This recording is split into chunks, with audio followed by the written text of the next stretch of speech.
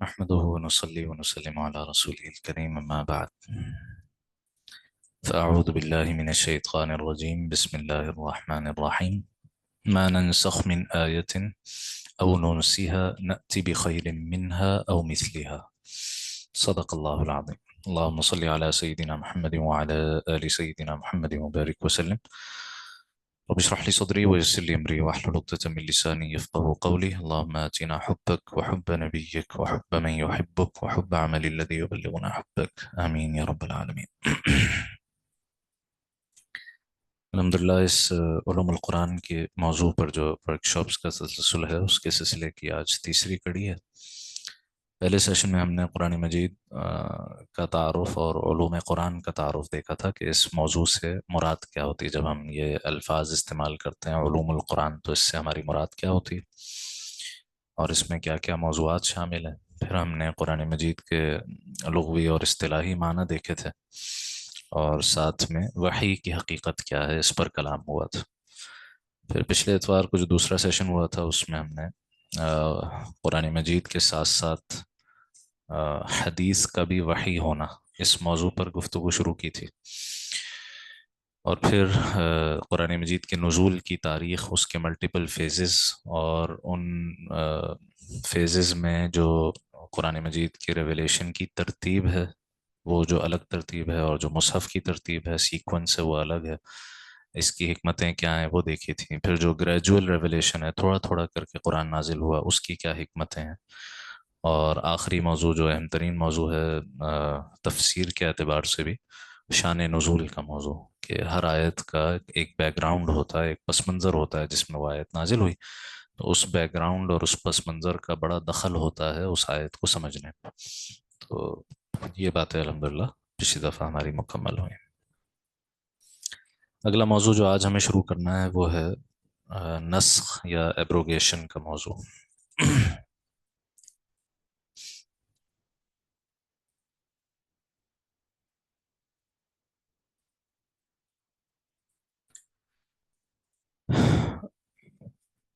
تو سب سے پہلے اس لفظ کو سمجھ لیتے ہیں۔ نسخ عربی زبان میں کہتے ہیں کسی شے کو بدل دینا، کسی شے کو تبدیل کر دینا۔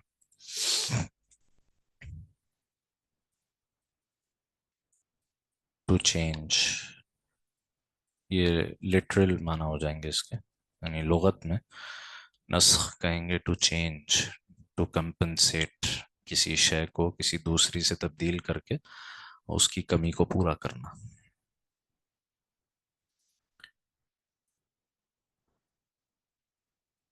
اس کی جو اصطلاحی تعریف ہے،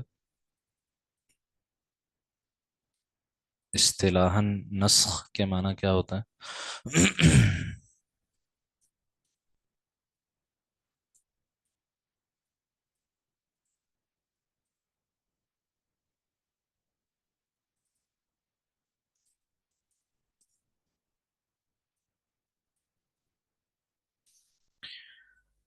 رفع الحکم الشرعی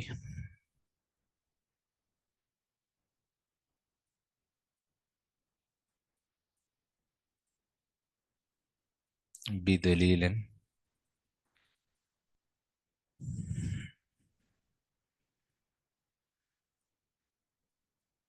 شرعی، کسی شرعی حکم کو کسی شرعی دلیل کے ذریعے تبدیل کر دینا، ختم کر دینا۔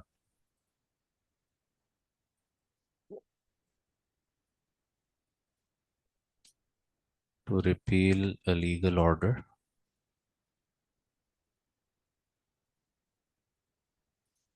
through legal arguments۔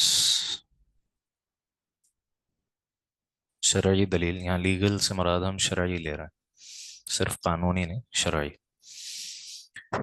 تو شرعی دلیل کے ذریعے شرعی حکم کو ریپیل کر دینا، تبدیل کر دینا، بدل دینا۔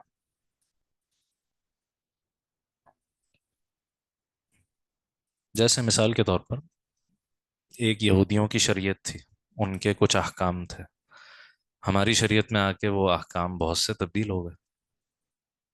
کوئی مثالیں ہیں ذہن میں؟ یہود کے لیے کوئی حکم تھا جو ہمارے لیے تبدیل ہو گیا؟ ہاں، روزے کا حکم کیا تھا ان کے ہاں کہ مغرب کے بعد جس وقت آنکھ لگ گئی تو روزہ شروع ہو گیا، چاہے مغرب کے 5 منٹ بعد کوئی آدمی سو گیا تو اب روزہ شروع، اب اگلی مغرب تک کھلے گا۔ تو کپڑے کی ناپاکی کا مسئلہ، کپڑا ناپاک ہو جائے تو دھو کے صاف نہیں ہو سکتا، دوبارہ قابل استعمال نہیں ہوگا جب تک کہ اس کپڑے کا وہ ناپاک حصہ کاٹ کے الگ نہ کر دیں، اونٹ کا گوشت، اونٹ کا دودھ وغیرہ۔ تو بہت سے احکام ان کے لیے مختلف تھے، ہمارے لیے مختلف ہیں۔ تو جب نبی صلی اللہ علیہ وسلم نے شریعت کے احکام بیان کرنا شروع کیے تو یہود نے اس پر پریشانی کا اظہار کر دیا، یہ کیسے ہو سکتا ہے؟ آپ کہتے ہیں کہ آپ کا بھی رب وہی ہے جو ہمارا رب ہے، جس نے ہمیں شریعت دی وہ بھی آپ، وہ بھی اللہ ہی ہے جو آپ کو شریعت، یہ اللہ کے حکم کیسے تبدیل ہو رہا ہے؟ یا تو وہ پہلا حکم صحیح تھا تو پھر یہ دوسرا غلط ہے، اور اگر یہ دوسرا صحیح ہے تو پھر وہ پہلا غلط تھا، اور اللہ سے غلطی تو ہوتی نہیں، تو یہ احکام بدل کیسے رہے؟ اچھا، پھر خود ہماری اپنی شریعت میں احکام تبدیل ہوئے ہیں نا، ابتدائی دور میں کوئی اور حکم تھا، بعد میں اور حکم تھا، اس کی بہت سی مثالیں ہیں۔ پچھلی دفعہ ہم نے دیکھا تھا نا کہ شراب کو ایک پہلے ہی دن حرام نہیں کر دیا، تدریجن اس کی حرمت آئی ہے، گریجولی اس کو حرام کیا۔ تو اب جب آخری آیت نازل ہو گئی سورہ مائدہ میں، فَهَلْ أَنْتُمْ مُنْتَهُونَ، اب کیا تم شراب سے باز آتے ہو یا نہیں آتے؟ جب یہ کہہ دیا تو اب اس سے پہلے جو کچھ قرآن نے اس بارے میں کہا تھا وہ سارے احکام کیا ہو گئے؟ منسوخ ہو گئے، ختم ہو گئے، تبدیل ہو گئے۔ تو اب کوئی اس آیت سے استدلال نہیں کر سکتا جو سورہ نساء میں آئی، جو ہم نے پچھلی دفعہ میں مثال کے طور پر دیکھی تھی کہ اے لوگوں، جب تم نشے کی حالت میں ہو تو نماز کے قریب نہیں آنا۔ تو یہ وقتی دور کے لیے حکم تھا، اب اس آیت سے کوئی یہ حکم نہیں نکال سکتا کہ جب نماز کا وقت نہیں ہے تو نشہ کیا جا سکتا، اس آیت سے یہ کوئی حکم نہیں نکال سکتا، وہ منسوخ ہو چکا۔ تو ہماری شریعت میں بھی منسوخی ہوئی ہے نا، حدیث میں بھی آتا ہے، ایک مرتبہ آپ صلی اللہ علیہ وسلم نے فرمایا کہ بھائی قبروں کی زیارت سے میں تمہیں منع کیا کرتا تھا، ابتدائی دور میں قبروں کی زیارت سے میں تمہیں منع کیا کرتا تھا، لیکن اب میں کہتا ہوں کہ جایا کرو، اس سے آخرت کی یاد پیدا ہوتی ہے۔ تو بھائی شروع کے دور میں کیوں منع کیا کرتے تھے؟ کیونکہ ابھی مسلمانوں کے عقائد پختہ نہیں ہوئے تھے، اور اندیشہ تھا کہ قبروں کے پاس جا کے وہی سارے کام کریں گے جو زمانہ جاہلیت میں ہوتے تھے۔ جب صحابہ اکرام کی اچھی خاصی تربیت ہو گئی، آپ نے کہا جاؤ قبروں کی زیارت کیا کرو۔ ابتدائی دور میں کتوں کو مارنے کا حکم تھا، کوئی کتا نظر آ جائے اس کو مارنے کا حکم تھا، بعد میں آپ نے ارشاد فرمایا مالی ولیل کلاب، میرا ان کتوں سے کیا لینا دینا۔ شروع میں مارنے کا حکم کیوں تھا؟ کیونکہ عربوں میں یہ چونکہ وہ چرواہے تھے نا بہت سارے لوگ، تو چرواہوں کے پاس جانوروں کو کنٹرول کرنے کے لیے ایک کوئی نہ کوئی کتا ہوتا تھا، تو ان کتوں سے بہت تعلق اور محبت بہت زیادہ تھی، تو آپ نے ابتدائی دور میں یہ محبت ختم کرنے کے لیے پہلے حکم دیا کہ جو نظر آئے اس کو ختم کرو، مارو، بعد میں کہا میرا کیا لینا دینا ان سے، مقصد حاصل ہو چکا، وہ حکم منسوخ ہو گیا۔ ٹھیک ہے، اس طرح بہت سی مثالیں آپ کو ملیں گی، ٹھیک۔ تو اس کی حکمت کیا ہوتی ہے؟ یعنی اللہ سبحانہ و تعالیٰ نہ بھولتے ہیں، نہ اللہ تعالیٰ سے غلطی ہوتی ہے، بلکہ اللہ تعالیٰ انسانوں کی مصلحت کو دیکھتے ہوئے وقتی طور پر کوئی حکم دیتے ہیں، بعد میں اس حکم کو ریپلیس کر لیتے ہیں۔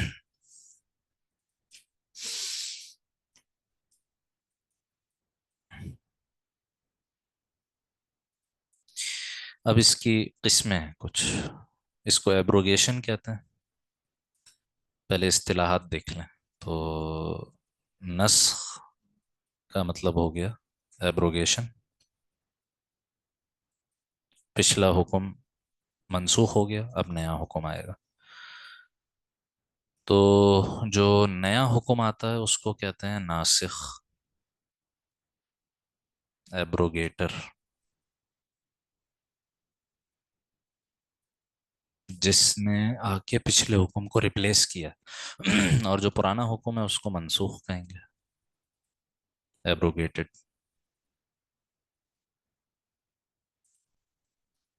اسم الفاعل اور اسم المفعول، ناسخ اور منسوخ.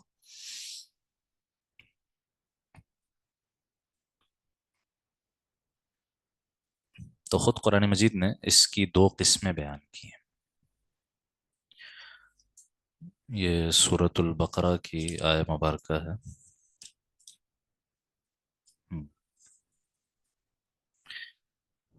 البقرہ 106. کیا فرماتے ہیں کہ وہ آیت اگر کھول لیں تو اچھا ہو جائے گا.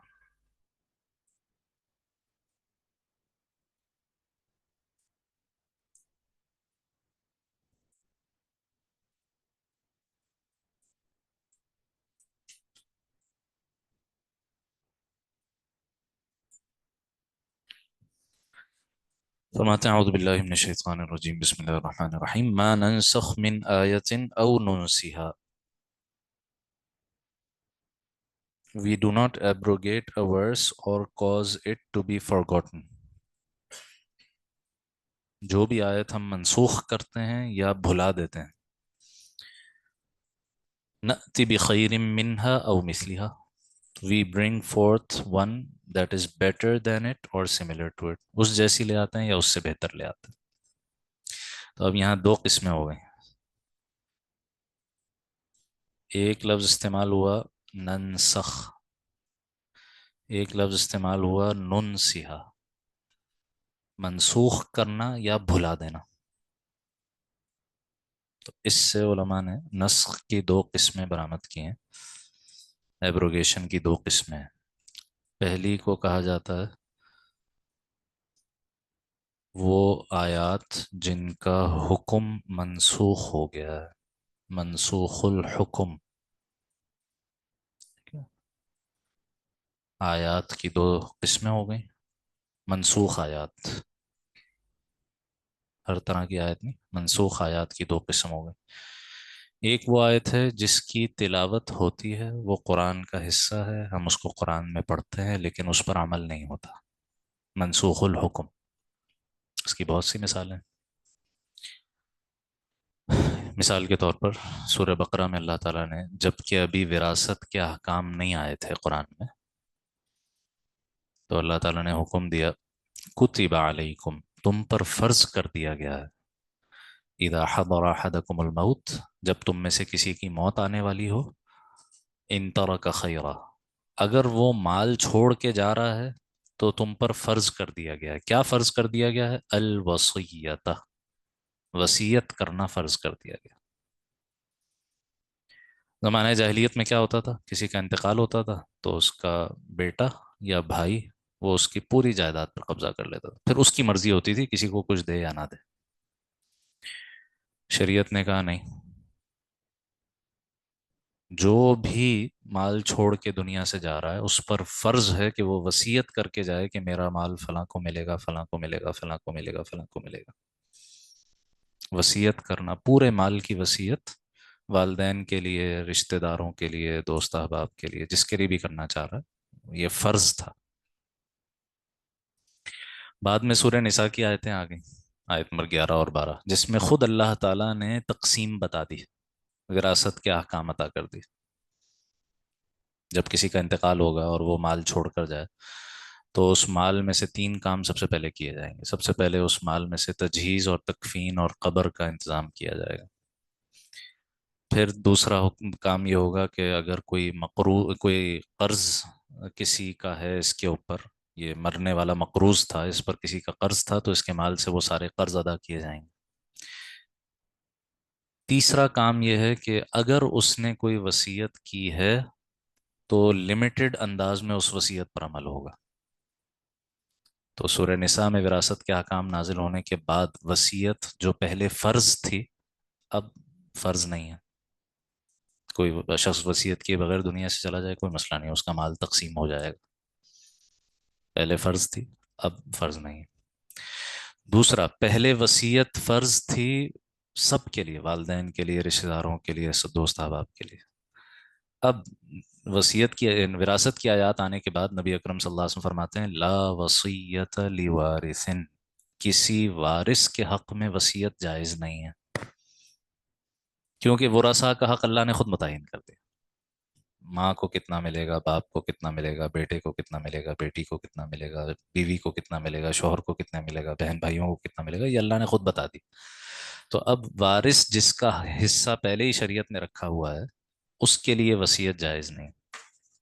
اب اگر وصیت کوئی کرے گا تو غیر وارث کے لیے جو وارث نہیں. اور تیسرا فرق یہ کہ پہلے وصیت پورے مال کی کر سکتا تھا، میرا پورا مال فلاں کو دے دو، یہ وصیت ہو سکتی تھی. لیکن وراثت کے احکام آنے کے بعد یہ جو حق ہے وصیت کا یہ لمٹ کر دیا گیا، شریعت نے اس کو محدود کر دیا 1/3 کی حد تک، 1/3 مال تک میکسیمم وصیت کی جا سکتی ہے، اس سے زیادہ وصیت نہیں ہو سکتی. کیونکہ بقیہ جو 2/3 ہے وہ اللہ نے ورثاء کے لیے حق رکھا ہے. ٹھیک ہے، تو اب یہ احکام تبدیل ہوگا. اب یہ جو آیت ہے کتب علیکم الوصیہ آخر تک، یہ آیت آج بھی ہم قرآن میں پڑھتے ہیں، تلاوت کرتے ہیں، اس کا ثواب ملتا ہے، یاد کرتے ہیں، تراویح میں پڑھتے ہیں، لیکن اس آیت پر اب عمل نہیں ہے. اس آیت پر اب عمل نہیں. تو یہ ہو گیا منسوخ الحکم. یہاں ایک اور بات سمجھنے کی ہے بہت اہم. یہ جو بعض لوگ کہتے ہیں نا بھئی ہم قرآن حدیث خود پڑھیں گے اور اس پر عمل کریں گے. بھائی آپ کو یہ کیسے پتا چلے گا کہ یہ جو آپ حدیث پڑھ رہے ہیں یا یہ جو آپ آیت پڑھ رہے ہیں اس پر عمل منسوخ ہو چکا ہے یا نہیں؟ یہ کیسے پتا چلے گا؟ تو براہ راست ٹیکسٹ سے خود مسائل نکالنے میں یہ ایک سب سے بڑی رکاوٹ یہ ہے کہ ہمیں یہ نہیں پتا کہ یہ حکم نبی صلی اللہ علیہ وسلم کے آخر زمانے تک برقرار رہا یا تبدیل ہو گیا.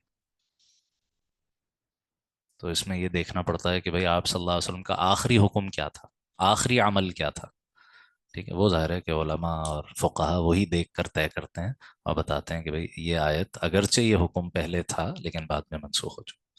تو کسی آیت پر یا کسی حدیث پر براہ راست عمل کرنا، اس میں سب سے بڑا مسئلہ اور رکاوٹ یہ ہے کہ ہمیں نہیں پتہ چلتا کہ یہ حکم اب بھی برقرار ہے یا نہیں. اس لیے کہا جاتا ہے بھائی پوچھ کے عمل کیا جائے، مفتیان سے پوچھ کے عمل کیا جائے، خود عمل کرنے کی کوشش نہ کریں. اس کی تو بہت سی مثالیں منسوخ الحکم کی آگے اور ہم دیکھیں گے انشاءاللہ، بالکل واضح مثالیں نظر آ جائیں گی. دوسرا ہے جو ذرا مشکل بھی ہے، کنٹروورشل بھی ہے، بہت سے لوگ اس کو نہیں مانتے حالانکہ اس کے اپنے دلائل موجود ہیں.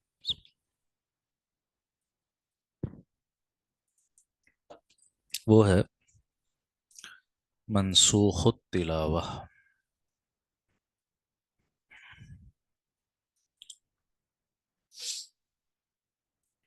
پہلے قرآن میں کچھ آیات تھیں جو بعد میں اٹھا لی گئیں، بھلا دی گئیں. وہ آیت ہی اب سرے سے قرآن میں نہیں. یہ بہت سے لوگوں کو یہ سمجھ میں نہیں آتا یہ کیسے ہو سکتا. حالانکہ ابھی ہم نے جو آیت پڑھی اس میں الفاظ کیا ہیں؟ یہ ما ننسخ من آیتن، ہم جو بھی آیت منسوخ کرتے ہیں، اس کا مطلب کیا ہے؟ جس کا حکم منسوخ ہو گیا. او ننسیہا، یا ہم اسے بھلا دیتے ہیں. یہ ہا ضمیر جو ہے پروناؤن ہے، یہ ہا عربی میں یہ کس کی طرف لوٹ رہا ہے؟ آیت کی طرف. ہم جس آیت کو بھلا دیتے ہیں، آیت کو بھلانے کا کیا مطلب ہوگا؟ یہی مطلب ہوگا نا کہ وہ قرآن میں تھی پہلے، بعد میں نبی صلی اللہ علیہ وسلم سے اور صحابہ اکرام کے حافظوں سے محو کر دی گئی، اٹھا لی گئی، بھلا دی گئی. یہی مطلب ہے اس کا. سورہ اعلیٰ میں آخری پارے میں آپ پڑھتے ہیں سنقرئک، اے نبی ہم یہ قرآن آپ کو پڑھائیں گے، فلا تنسا، آپ ہرگز نہیں بھولیں گے اس قرآن کو، آپ بے فکر ہو جائیں. یہ قرآن آپ کو ہمیشہ یاد رہے گا. ایک ایکسیپشن ہے، الا ما شاء اللہ، سوائے اس کے جو اللہ چاہے. تو اس میں بھی اشارہ کس طرف ہے؟ اسی طرف اشارہ ہے کہ جو آیات اللہ تعالیٰ آپ کو بھلانا چاہیں گے وہ بھلا دیں گے. اس کی سب سے بڑی، سب سے واضح مثال وہ ہے جس کو آیت رجم کہا جاتا. رجم آپ جانتے ہیں شرعی حدود میں سے ایک حد ہے، شرعی سزاؤں میں سے ایک سزا ہے کہ کوئی شادی شدہ شخص، صرف شادی شدہ نہیں، 7 شرائط ہیں اصل میں، وہ سادگی کے لیے کہہ دیا جاتا ہے شادی شدہ. 7 شرائط ہیں کہ کوئی آزاد مسلمان عاقل بالغ جس کا نکاح بھی صحیح ہو، جس کی خلوت صحیحہ بھی ہو چکی ہو، اور دوسرا جس کے ساتھ بدکاری کی جائے وہ بھی ان ساری شرائط کا حامل ہو. یہ 7 شرائط جب پائی جاتی ہیں تو ایسے شخص کو کہا جاتا ہے کہ یہ شادی شدہ ہے، یہ محسن ہے. یہ شخص اگر زنا کاری کرے، بدکاری کرے معاذ اللہ، تو اس کو کوڑے مارنے کی سزا نہیں دی جائے گی، اس کو رجم کیا جائے گا، سٹوننگ ٹو ڈیتھ، پتھر مار مار کے ہلاک کیا جائے گا. مسئلہ کیا آتا ہے؟ سورہ نور کے آغاز میں یہ شرعی سزائیں آئی ہیں. وہاں آیت صرف اتنی ہے، الزانیۃ والزانی فجلدوا کل واحد منہما مئۃ جلدہ. زنا مرد کرے یا عورت، ان میں سے ہر ایک کو 100 کوڑے مارو. وہاں تو یہ حکم ہے. تو مفسرین نے اس کی تفصیل بیان کی ہے کہ یہ غیر محسن، جس میں وہ 7 شرائط میں سے کوئی بھی ایک شرط موجود نہیں ہے، جس کو سادگی سے غیر شادی شدہ کہہ دیا جاتا ہے، غیر محسن کی یہ سزا ہے کہ اس کو 100 کوڑے مارے جائیں گے. جو محسن ہے، جس میں یہ 7 شرائط پائی جاتی ہیں، اس کی یہ سزا نہیں. بھئی کیا دلیل ہے؟ حضرت عمر رضی اللہ تعالیٰ عنہ کا ایک خطبہ ہے، صحیح مسلم میں منقول ہے. مفتی شفیع صاحب علیہ رحمہ نے اپنی تفسیر معرف القرآن میں پورا اس کی وضاحت، ترجمہ، تشریح سب نقل کی ہے سورہ نور میں. حضرت عمر کہتے ہیں کہ رجم کے حکم کے بارے میں اے لوگوں اللہ سے ڈرتے رہنا. نبی صلی اللہ علیہ وسلم نے بھی یہ سزا جاری کی. ایک صحابی اور ایک صحابیہ، ان سے یہ غلطی ہو گئی، انہوں نے خود آ کر اقرار کیا کہ ہم سے یہ غلطی ہو گئی، ہمیں پاک کر دیجئے. تو یہ جو رجم کی سزا ہے، یہ خود اقرار کر کے، جبکہ کوئی اور گواہ نہیں تھے. ظاہر ہے جب گواہ نہیں ہے تو کوئی اور سزا نہیں دلوا سکتا تھا. خود اقرار کر کے اپنے اوپر یہ سزا جاری کروانا، یہ مثال آپ کو صرف دور صحابہ میں ملے گی اور بعد میں کبھی بھی نہیں ملے گی. اتنی سخت سزا، پتھر مار مار کے ہلاک کرنا. یہ ان صحابی اور ان صحابیہ نے بار بار نبی اکرم صلی اللہ علیہ وسلم کے پاس آ کر اقرار کر کے خود اپنے اوپر جاری کروائی وہ سزا، کہ دنیا کی سزا مل جائے تاکہ آخرت کی سزا سے بچ جائے. یہ طہارت اور یہ تقوی جو صحابہ کا تھا اور کسی کا نہیں تھا. بہرحال، تو نبی صلی اللہ علیہ وسلم نے بھی، حضرت عمر کہتے ہیں نبی صلی اللہ علیہ وسلم نے بھی رجم کی سزا جاری کی. حضرت ابو بکر رضی اللہ عنہ کے زمانے میں بھی رجم کی سزا جاری ہوئی. خود حضرت عمر کے زمانے میں بھی یہ سزا جاری ہوئی. اور یہاں تک کہ نبی صلی اللہ علیہ وسلم کے پاس 2 یہودی بھیجے گئے تھے خیبر سے. سورہ نساء میں اس کی تفصیل آتی ہے کہ ان کے ہاں بھی رجم کی سزا تھی، تورات میں بھی یہ سزا تھی. انہوں نے بھیجا تھا ان 2 یہودیوں کو مدینے کے منافقین کے پاس کہ جاؤ، جا کر ان پیغمبر سے پوچھو اگر ان کی شریعت میں کوئی اور حکم ہو تو وہ لے لینا. تو خیبر کے یہودیوں کا ایک نمائندہ، منافقین کی ایک جماعت، اور وہ یہودی مرد عورت کا جوڑا جنہوں نے بدکاری کی تھی، اور ایک یہودی عالم، یہ لوگ نبی صلی اللہ علیہ وسلم کی خدمت میں آئے اور کہا کہ آپ اس بارے میں کیا کہتے ہیں؟ آپ نے فرمایا مجھ سے کیا پوچھنے آئے ہو، تمہاری اپنی کتاب میں حکم لکھا ہوا. میں نے کہا نہیں، ہماری کتاب میں تو یہ رجم کی سزا نہیں. آپ نے باقاعدہ تورات کا نسخہ منگوایا ان کے عالم سے، اور آپ نے وہ صفحہ کھلوایا جس پہ وہ حکم لکھا ہوا تھا. اس نے اپنا ہاتھ رکھ دیا. آپ نے اس کو اللہ کی قسم دے کر کہا میں تمہیں اللہ کی قسم دیتا ہوں، یہ ہاتھ ہٹا کر دکھاؤ اس میں کیا لکھا ہوا ہے، کیا یہ حکم نہیں لکھا ہوا؟ اس نے ہاتھ ہٹایا تو وہی رجم کی سزا لکھی ہوئی تھی. تو حضرت عمر کہہ رہے ہیں کہ یہ اللہ کے نبی نے بھی حکم جاری کیا، حضرت بکر نے بھی کیا، اور حضرت خود حضرت عمر کے دور میں بھی ہوا.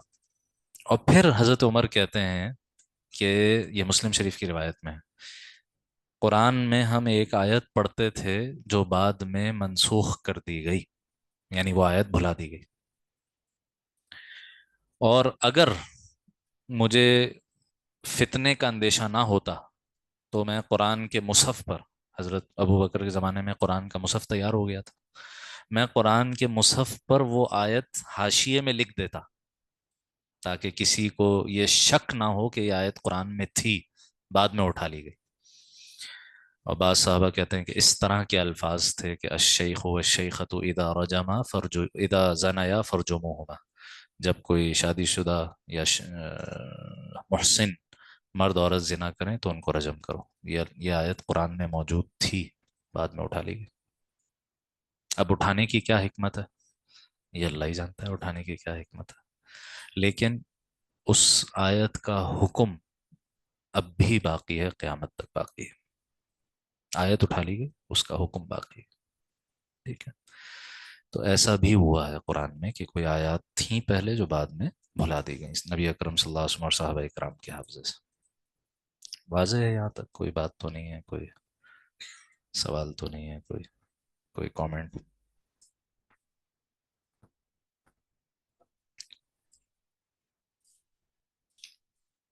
نہیں؟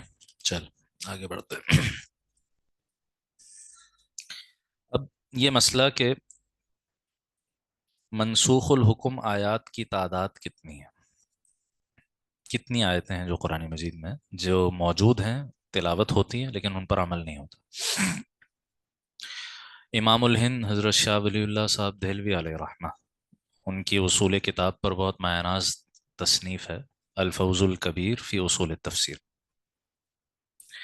وہ فرماتے ہیں کہ قرآن مجید میں 5 مقامات ہیں، ایسی آیات ہیں جن کی آج ہم تلاوت کرتے ہیں لیکن ان پر عمل نہیں ہوتا، منسوخ ہو چکا ان پر عمل۔ وہ 5 آیات کون سی ہیں، یا وہ 5 مقامات کون سے ہیں؟ سب سے پہلی تو آیت یہی لے کر آئے ہیں جس پر ابھی ہم نے بات کی، وصیت، سورہ بقرہ کی۔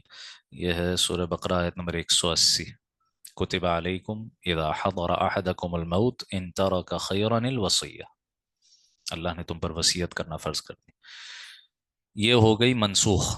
اس کے لیے ناسخ کیا ہے، کس آیت نے آ کر اس کو منسوخ کیا؟ یوصیکم اللہ فی اولادکم، سورہ نساء آیت نمبر 11 اور 12، جس میں وراثت کے تفصیلی احکامات بیان ہوگا۔ یوصیکم اللہ فی اولادکم للذکر مثل حظ الانثیین، آخر تک۔ یہ ایک پہلی مثال ہو گئی۔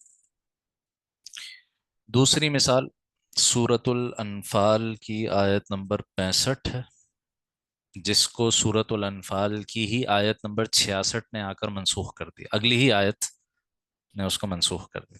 لیکن ان دو آیتوں کے زمانہ نزول میں بہت فرق ہے، قرآن میں تو ساتھ ساتھ ہیں لیکن نازل ہونے کی ترتیب میں بہت فصل ہے، بہت فرق ہے، کئی سالوں کا فرق ہے درمیان۔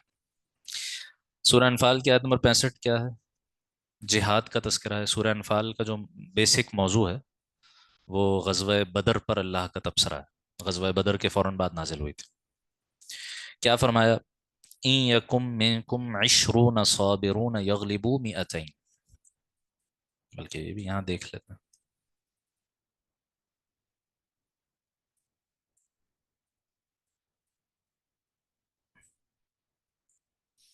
اے نبی صلی اللہ علیہ وسلم، یا ایھا النبی حرض المؤمنین علی القتال، مسلمانوں کو قتال پر، جنگ پر ابھاریے۔ ان یکم منکم 20 صابرون، اگر ہوں تم میں سے 20 صبر کرنے والے، استقامت کا مظاہرہ کرنے والے، ڈٹ کر مقابلہ کرنے والے 20 ہوں، یغلبوا 200، تو یہ 200 پہ غالب آ جائیں گے۔ 20 200 یعنی کیا ریشیو ہو گیا، ایک کے مقابلے میں 10۔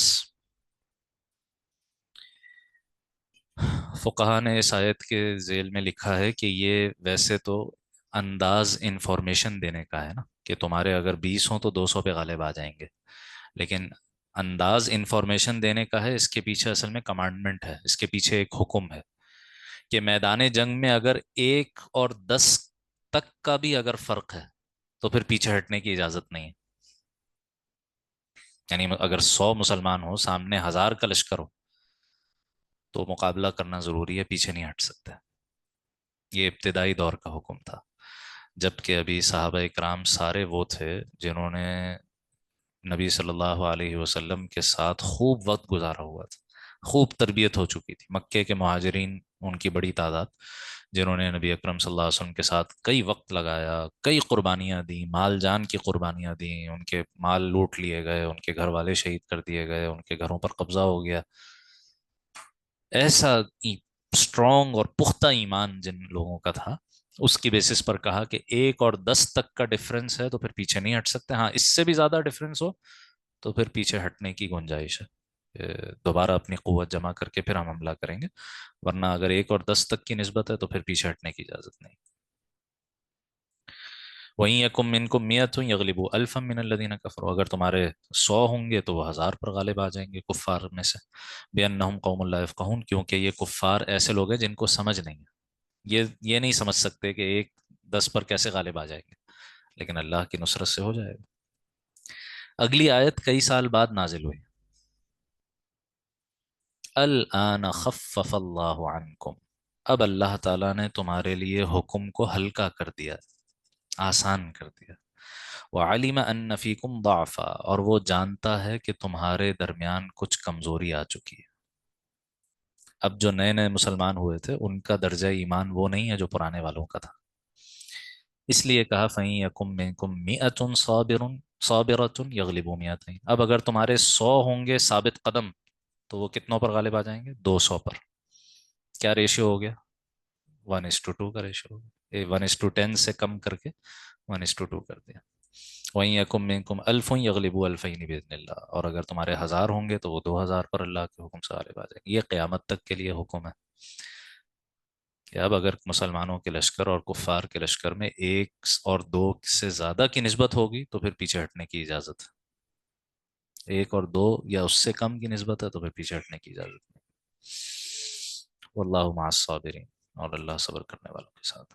تو اس 66 نے آ کر 65 کو منسوخ کر دیا، ٹھیک ہے۔ اسی طرح سورہ احزاب،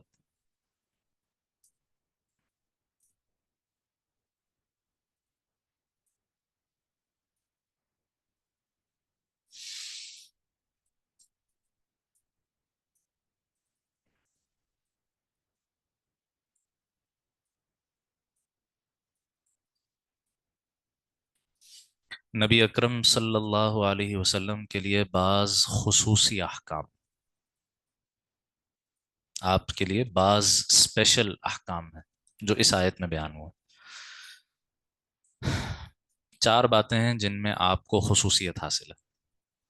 ایک یہ کہ انا احللنا لک ازواجک، اے نبی ہم نے آپ کے لیے آپ کی بیویاں حلال کر دی، اللاتی آتیت اجورہن، جن کے مہر آپ ادا کر دیں۔ یعنی مسلمانوں کے لیے، عام مسلمانوں کے لیے میکسیمم ایک وقت میں کتنے نکاحوں کی اجازت ہے؟ 4۔ نبی صلی اللہ علیہ وسلم کے لیے یہ پابندی نہیں۔ تو پہلی خصوصیت جو اس آیت نے آپ کو دی وہ یہ کہ آپ علیہ السلام 4 سے زیادہ بھی نکاح کر سکتے ہیں۔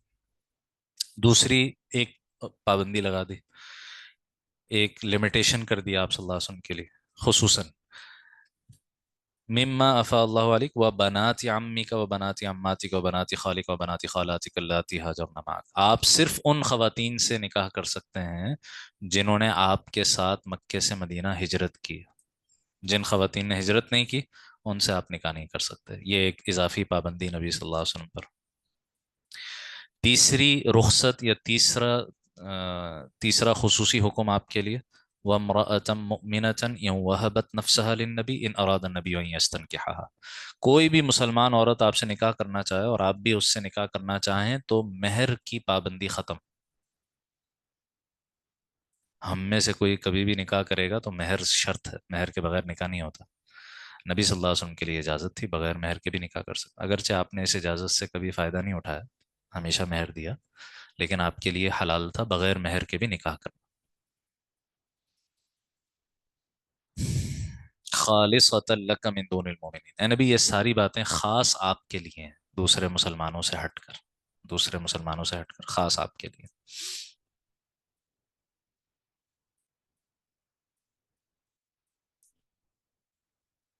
آیت نمبر 52، 52، ایک آیت چھوڑ کے اگلی آیت میں کیا کہہ رہے ہیں؟ لا یحل لک النساء من بعد، اے نبی اب اس کے بعد آپ کے لیے مزید کوئی عورت حلال نہیں ہے،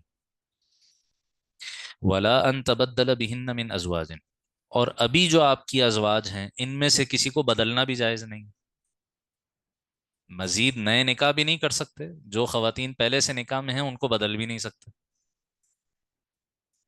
یہ آیت بہت عرصے بعد نازل ہوئی، ٹھیک ہے؟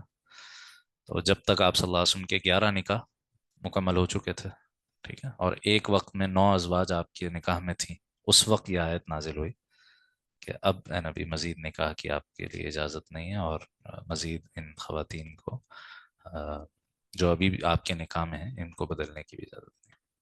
تو یہ ان ازواج کی دلجوئی کے لیے کیا گیا، اور اس کی پھر پوری تفسیر ہے۔ بہرحال یہ بھی ایک مثال ہے منسوخ کی، کہ پہلے اجازت دی گئی، بعد میں وہ اجازت واپس لے لی گئی۔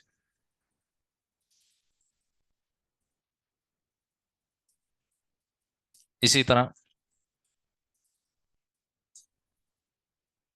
سورۃ المجادلہ،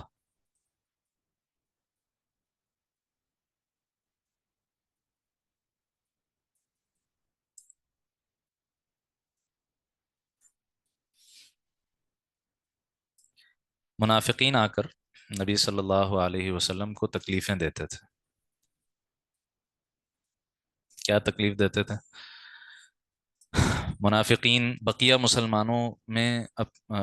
مسلمانوں کے سامنے اپنی امپورٹنس جتلانے کے لیے، اپنے مقام اور مرتبے کی وضاحت کے لیے، وہ کیا کرتے تھے کہ نبی صلی اللہ علیہ وسلم کے پاس آئیں گے بھری محفل میں، اور کہیں گے کہ ہمیں آپ سے کوئی خصوصی مشورہ کرنا ہے، ہمیں کچھ وقت دے دیجیے، یہ جتلانے کے لیے کہ جیسے ہم کوئی بہت امپورٹنٹ لوگ ہیں، اور نبی صلی اللہ علیہ وسلم ہمیں الگ سے بھی وقت دے۔ اچھا، آپ صلی اللہ علیہ وسلم کو پتا ہوتا تھا کہ یہ صرف چھیڑنے کے لیے، تنگ کرنے کے لیے کر رہے ہیں، لیکن آپ شریف النفس تھے، آپ وقت دے دیتے تھے کہ ٹھیک ہے فلاں وقت آ جانا۔ وہ فلاں وقت یا تو آتے ہی نہیں تھے، یا آتے تھے تو ایسے ادھر ادھر کی فضول باتیں کر کے چلے جاتے تھے۔ جب یہ بہت زیادہ ہونے لگا تو اللہ تعالیٰ نے ایک پابندی لگا دی مسلمانوں پر، آیت نمبر 12 سورہ مجادلہ کی، فرمایا یا ایھا الذین آمنوا، اے لوگو جو ایمان لائے ہو، اذا ناجیتم الرسول، جب تمہیں تنہائی میں رسول سے مشورہ کرنا ہو، تنہائی میں سرگوشی میں کوئی بات کرنی ہو، تو فقدموا بین یدی نجواکم صدقہ، تو اس تنہائی میں سرگوشی کرنے اور مشورے سے پہلے صدقہ کر کے آیا کرو۔ اب منافقین کے لیے مال خرچ کرنا ایک وبال جان تھا، انہوں نے کیا وہ صدقہ کریں پھر آئیں، وہ انہوں نے آنا ہی چھوڑ دیا، آپ صلی اللہ علیہ وسلم کا وقت ضائع کرنا چھوڑ دیا جب یہ آیت نازل ہوئی۔ اچھا، اس آیت نے تو سب کو حکم دیا نا، منافقین جو نہیں بھی ہیں، صحابہ جو ہیں، ان کو بھی یہ حکم دیا گیا کہ بھائی سیاح تو یا الذین آمنو کہہ کر سب کے لیے حکم کیا گیا نا، جس نے بھی نبی سے مشورہ کرنا ہے وہ صدقہ کر کے پھر آئے۔ کچھ عرصے کے بعد اگلی آیت نازل ہو گئی، اشفقتم ان تقدموا بین یدی نجواکم صدقہ، کیا تم ڈر گئے کہ تمہیں اب سرگوشی اور تنہائی میں بات کرنے سے پہلے صدقہ کرنا پڑے گا؟ تو فَإِذْ لَمْ تَفْعَلُوا وَتَابَ اللَّهُ عَلَيْكُمْ، اب جب تم نے یہ حرکت نہیں کی، تم نے یہ تنگ کرنا چھوڑ دیا، اور اللہ نے بھی تم پر نظر کرم کی، تو بس اب یہ حکم منسوخ ہے، اب فَأَقِيمُوا الصَّلَاةَ وَآتُوا الزَّكَاةَ وَأَطِيعُوا اللَّهَ وَرَسُولَهُ، اب بس شریعت پر عمل کرو، اب یہ صدقہ کرنے والا حکم ختم ہو گیا۔ حضرت علی رضی اللہ تعالیٰ عنہ فخریہ فرمایا کرتے تھے کہ میں وہ واحد انسان ہوں جس نے اس آیت کے حکم پر عمل کیا، یہ جتنا عرصہ یہ حکم رہا، اس دوران صرف حضرت علی کو ضرورت پڑی، کوئی مشورہ کرنا تھا، انہوں نے ایک درہم صدقہ کیا، اور پھر نبی صلی اللہ علیہ وسلم کے پاس آئے مشورہ کرنے کے لیے۔ کسی اور کو ابھی اس حکم پر عمل کرنے کی نوبت ہی نہیں آئی تھی کہ حکم اٹھا لیا گیا، اگلی آیت آ گئی۔ تو حضرت علی فخریہ کہتے تھے کہ قرآن کی ایک آیت ایسی ہے جس پر صرف میں نے عمل کیا، اور بعد میں وہ منسوخ ہو گیا۔ اور آخری مقام، پانچواں مقام، سورۃ المزمل۔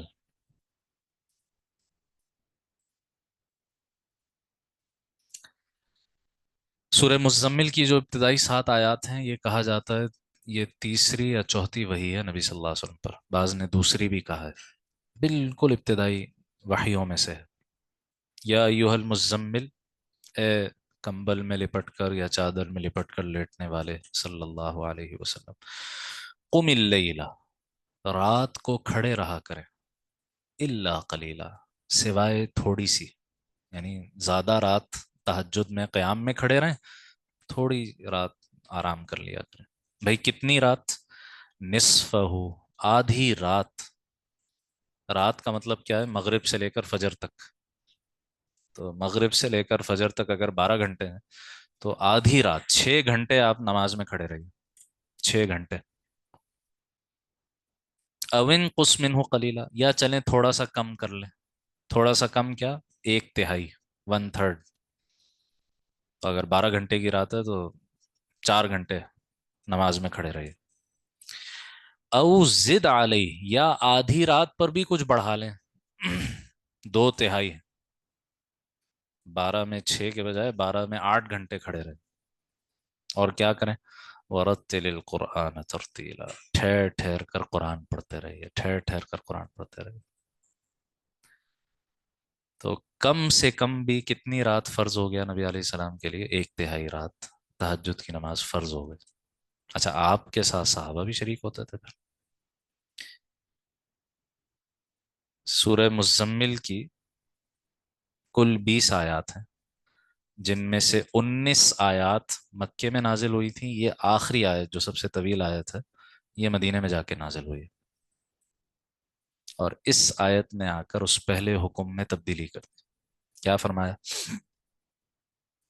ان ربک یعلم، اے نبی آپ کا رب جانتا ہے، انک تقوم ادنا من ثلثی اللیل ونصفہ وثلثہ، کہ آپ آدھی رات، 1/3 رات، 2/3 رات کھڑے رہتے ہیں۔ وطائفۃ من الذین معک، صحابہ کا بھی ایک گروہ آپ کے ساتھ کھڑا ہوتا ہے۔ واللہ یقدر اللیل والنہار، اور اللہ ہی رات اور دن کو مقدر کرتا ہے، اس کے اوقات کو متعین کرتا ہے۔ علم ان لن تحصوہ، اللہ جانتا ہے کہ اے مسلمانوں اب تم اس کا احاطہ نہیں کر پاؤ گے۔ فتاب علیکم، تو اللہ تعالیٰ نے تم پر نظر کرم فرمائی۔ فقرؤوا ما تیسر من القرآن، اب جتنا آسانی سے قرآن پڑھ سکتے ہو پڑھ لو۔ وہ جو ایگزیکٹ ٹائم کی پابندی تھی وہ ختم ہو گئی، اور پھر آگے اس کی حکمت بیان کی۔ عالم ان سیکون منکم مرضی، اللہ جانتا ہے تم میں سے کچھ لوگ بیمار ہوں گے۔ بیمار آدمی 4 گھنٹے کیسے کھڑا ہو؟ وآخرون یضربون فی الارض یبتغون من فضل اللہ، کچھ ہوں گے جو زمین میں سفر کریں گے اللہ کا رزق تلاش کرنے، فضل تلاش کرنے۔ اب تجارت کے لیے کوئی سفر کر رہا ہے، وہ سفر کے دوران 4 گھنٹے کیسے رات میں کھڑے ہو؟ وآخرون یقاتلون فی سبیل اللہ، کچھ لوگ اللہ کے رستے میں جہاد کر رہے ہوں گے، جنگ کر رہے ہوں گے، ان کے لیے بھی ممکن نہیں ہوگا کہ وہ 4 4 گھنٹے، 5 5 گھنٹے رات میں کھڑے ہوں۔ فقرؤوا ما تیسر من، اب جتنا آسانی سے تہجد میں قرآن پڑھ سکو پڑھ لیا کرو۔ ٹھیک ہے، تو یہ اس آیت نے آ کر وہ جو شروع کی آیات میں حکم دیا گیا تھا اس کو منسوخ کر دیا۔ ٹھیک ہے، تو یہ ہو گیا ہمارا نسخ کا موضوع۔ یہاں تک کوئی بات؟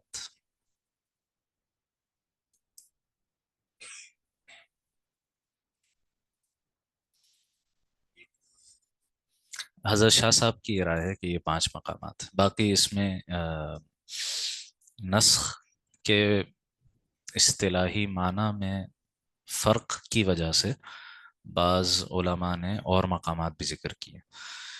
یعنی یہ تو ہے کہ پورا کا پورا حکم تبدیل ہو گیا نا، تو اس کو نسخ کہا ہے حضرت شاہ صاحب نے۔ بعض علماء ذرا سی بھی تبدیلی کو نسخ شمار کرتے ہیں، تو ان کے نزدیک زیادہ اور زیادہ مقامات۔ تو علماء متقدمین جو ہمارے ابتدائی دور کے علماء ہیں، ان کے ہاں تقریباً 19 مقامات ذکر کیے جاتے ہیں۔ علامہ سیوطی علیہ رحمہ مشہور مفسر ہیں 10ویں صدی ہجری کے، انہوں نے 19 مقامات متعین کیے ہیں۔ حضرت شاہ صاحب کہتے ہیں نہیں، صرف 5 مقامات ہیں، بقیہ 14 مقامات پر بہت معمولی سی تبدیلی ہے حکم میں، قرآن میں، تو اس کو ہم نسخ نہیں کہیں گے۔ تو یہ نسخ کی اصطلاح کی ایپلیکیشن میں چونکہ اختلاف ہے، علماء کے اقوال مختلف ہیں، اس لیے اس میں فرق ہو جاتا ہے، ورنہ اصلاً آپ کہیے کہ حضرت شاہ صاحب نے جو اس کی اصطلاح کی تعریف کی ہے کہ پورا حکم شرعی تبدیل ہو جائے، ذرا سی تبدیلی مراد نہیں لی، پورا حکم تبدیل ہو جائے اور پرانا حکم بالکل کینسل ہو جائے، اس کی یہ 5 مثال ہے۔ جی آپ کچھ فرمائیں۔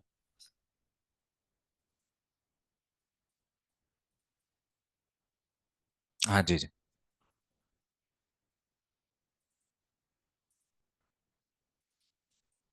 قرآن کی طرح، ہاں جی، بالکل بالکل، یہی ریپیٹڈلی، نہیں نہیں یہی ریپیٹڈلی پڑھے، یہی آپ سوچیں نا کہ کتنا بار بار وہ پڑھوایا گیا، کتنا بار بار وہ پڑھوایا گیا، جتنا بھی حصہ اس وقت تک نازل ہوا تھا کہ آپ علیہ الصلوۃ والسلام آدھی رات تک یا ایک تہائی رات تک وہی پڑھے چلے جا رہے ہیں، وہی پڑھے چلے جا رہے ہیں، اس کے بعد تو اور آیتیں بھی آتی چلی گئی، ہاں تو وہ بڑھتا چلا گیا۔ پھر مدینہ منورہ میں تو آپ صلی اللہ علیہ وسلم کی رات کی نماز کی ایک کیفیت یہ بھی منقول ہوئی ہے، حضرت انس رضی اللہ تعالیٰ عنہ روایت کرتے ہیں کہ آپ صلی اللہ علیہ وسلم نے، میں تہجد کی نماز پڑھ رہے تھے اور میں آپ کے ساتھ کھڑا ہو گیا، تو آپ نے سورہ بقرہ شروع کی، میں نے یہ سوچا کہ آپ صلی اللہ علیہ وسلم 100 آیتیں پڑھ کے رکوع کر لیں گے، 100 آیتیں گزر گئیں، پھر میرے دل میں خیال آیا شاید آدھی صورت پڑھ کے، آدھی صورت ہوتی ہے پہلے پارے کے اختتام پر 143 آیات، وہ بھی گزر گیا، پھر میں نے سوچا کہ شاید سورہ بقرہ پوری پڑھ کے پھر رکوع کریں گے، سورہ بقرہ بھی گزر گئی، آپ نے سورہ آل عمران شروع کر دی، اور کہتے ہیں کہ صرف مجھے اس شرمندگی نے کھڑا رکھا کہ میں، آپ صلی اللہ علیہ وسلم کھڑے ہوئے تلاوت کر رہے ہیں اور میں بیٹھ جاؤں، صرف اس شرمندگی کی وجہ سے میں کھڑا رہا، ورنہ میری ٹانگوں میں طاقت نہیں تھی کہ میں کھڑا رہوں۔ آپ نے سورہ بقرہ پڑھی، سورہ آل عمران پڑھی، سورہ نساء بھی شروع کر دی، پھر کہیں جا کے آپ نے رکوع کیا، تو یہ آپ کی رات کی نماز ہوتی تھی، اتنا طویل طویل قیام، اتنا طویل طویل، اور آپ کی تلاوت بھی کوئی ٹرین کی رفتار سے نہیں ہوتی تھی، ترتیل سے ٹھہر ٹھہر کے آپ پڑھتے تھے، اس سے آپ اندازہ لگائیں۔ آپ کچھ فرما رہے تھے؟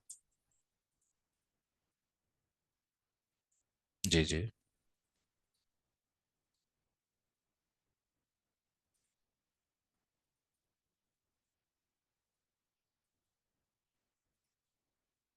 جی جی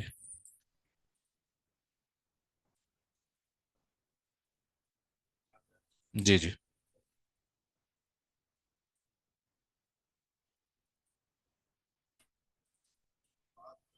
ہوں،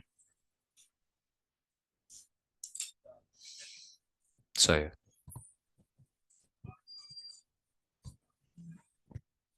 جی جی بالکل،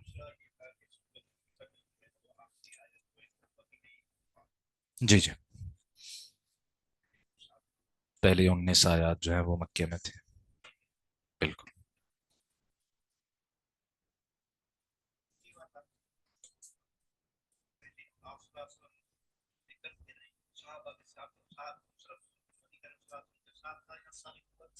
ہوں، اس میں جو خطاب ہے وہ تو صرف آپ صلی اللہ علیہ وسلم سے ہے، یا ایھا المزمل کہہ کر حکم دیا گیا نا، لیکن یہ بات ہم نے پچھلی دفعہ بھی دیکھی تھی کہ جب تک ہمارے پاس کوئی اور دلیل نہ ہو تب تک ہم یہ کہیں گے کہ نبی صلی اللہ علیہ وسلم کو جو حکم دیا گیا وہ پوری امت کے لیے،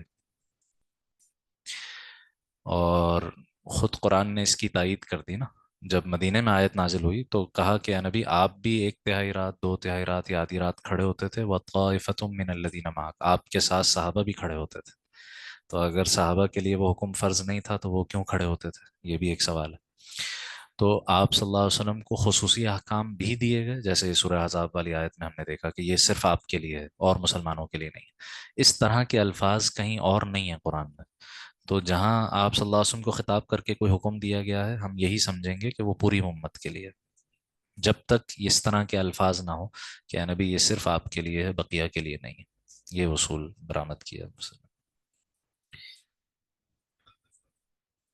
حروف، میں اس کو اور وضاحت کے ساتھ لکھ دیتا ہوں،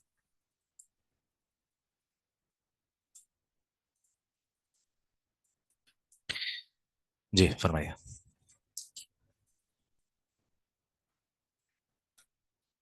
آیت اٹھا لی گئی، حکم باقی ہے۔ ہم، نبی اکرم صلی اللہ علیہ وسلم کا طرز عمل، صحابہ اکرام کا طرز عمل، امت کا اجماع، یہ ان سب اور بھی تو دلائل ہے نا۔ یعنی اہل سنت کے ہاں شریعت کے حکم، یہ فلاں بات شریعت کا حکم ہے یا نہیں ہے، اس کا کیا معیار ہے؟ تو بھی سب سے پہلا معیار یہ ہے کہ قرآن میں موجود ہو۔ قرآن میں اگر نہیں ہے تو دوسرا معیار یہ ہے کہ نبی صلی اللہ علیہ وسلم کی سنت میں، یعنی حدیث میں، یا آپ صلی اللہ علیہ وسلم کے طرز عمل میں ہمیں اس کی کوئی دلیل ملتی ہے۔ تیسری دلیل ہے اجماع امت، صحابہ کرام کا اجماع ہو جائے یا علماء کا اجماع ہو جائے کسی چیز پر، وہ بھی دین میں حجت اور دلیل ہے۔ چوتھی چیز قیاس ہے۔ تو ان چار ذرائع سے جو چیز ثابت ہوگی، ان چار ذرائع سے جو چیز ثابت ہوگی وہ شریعت کا حکم ہے، صرف قرآن نہیں ہے۔ تو ہمیں یہ بات کیسے پتہ چلی کہ یہ قرآن میں یہ آیت موجود تھی؟ حدیث سے پتہ چلی، حضرت عمر کے قول سے پتہ چلی۔ اور ہمیں یہ کیسے پتہ چلا کہ یہ حکم اب بھی موجود ہے؟ کیونکہ حضرت عمر کہہ رہے ہیں کہ نبی صلی اللہ علیہ وسلم نے بھی رجم فرمایا، حضرت ابوبکر کے دور میں بھی ہوا، میں نے بھی یہ حکم جاری کیا، اور انہوں نے یہ کہا کہ بھائی کوئی اس بارے میں شک میں مبتلا نہ ہو، اس لیے میرا تو دل چاہتا ہے کہ اگر فتنے کا اندیشہ نہ ہوتا تو میرا دل چاہتا ہے کہ میں یہ آیت لکھ دیتا مصحف میں کہ یہ آیت موجود تھی۔ تو اور بقیہ دلائل سے ہمیں پتہ چلا کہ یہ شریعت کا حکم ہے۔ ہاں جی جی جی، ہاں جی جی جی جی، ہوں،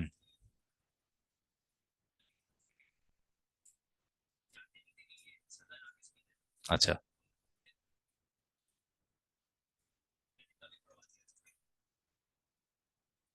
واللہ اعلم۔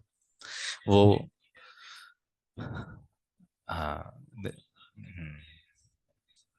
لیکن یہ بات تو ہے کہ عام طور پر حکم کیا ہے شریعت، مزاج کیا ہے شریعت کا؟ مزاج یہ ہے یا جس طریقے سے احکام دیے گئے ہیں کہ جن لوگوں کو سزا ہو وہ کم ہے۔ کیونکہ آپ بتائیں نا، آپ یہ زنا پر یہ سزا جاری کرنا، اس کے لیے چار مسلمان مرد گواہ چاہیے۔ اگر کوئی خود سے اقرار نہیں کر رہا اپنے جرم کا تو پھر چار مسلمان مردوں کی گواہی سے یہ شریعت کا حکم نافذ ہوگا۔ یہ کام تو لوگ چھپ کے کرتے ہیں، تو یہ چار مسلمان مرد گواہ کہاں سے لائے؟ تو شریعت کا مزاج یہی ہے کہ بھائی یہ اس لیے اتنا سخت نصاب رکھا گیا ہے شہادت کا کہ چار چاہیے، کہ چاہے 100 مجرم چھوٹ جائیں کوئی مسئلہ نہیں، آخرت میں سزا ہو جائے گی، کسی معصوم پر یہ سزا جاری نہ ہو، اس لیے اتنا سخت اس کے لیے نصاب رکھا گیا۔ اچھا، جس شخص پر گواہی سے یہ حکم ثابت ہو جائے، اس کا مطلب یہ ہے کہ اسے اس کی بے غیرتی کی سزا دی جا رہی ہے کہ تم اتنے بے غیرت ہو کہ چار لوگوں نے دیکھ لیا تمہیں یہ حرکت کرتے ہوئے، تو ایسی سزا دو ایک کو کہ پھر لاکھوں کے لیے وہ نشان عبرت ہو جائے، تو پھر رجم کی سزا رکھے گی۔ تو اگر تو وہ یہ بات عرض کر رہے ہیں تو صحیح ہے، اگر کوئی اور بات ہے تو پھر وہ آگے پیچھے سے دیکھنا پڑے گا کانٹیکسٹ کیا ہے اور کیا نہیں ہے۔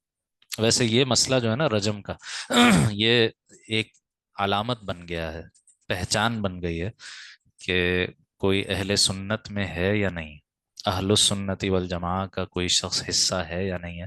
اس کی ایک دیگر علامتوں میں سے ایک علامت یہ بھی ہے کہ یہ شخص رجم کے حکم کو مانتا ہے یا نہیں مانتا، کیونکہ بہت سے لوگ اس مسئلے میں گمراہی کا شکار ہوئے اور اہل سنت سے پھر علیحدہ ہو گئے۔ کچھ فرما رہے ہیں؟ جی جی، بالکل نفل نماز ہم،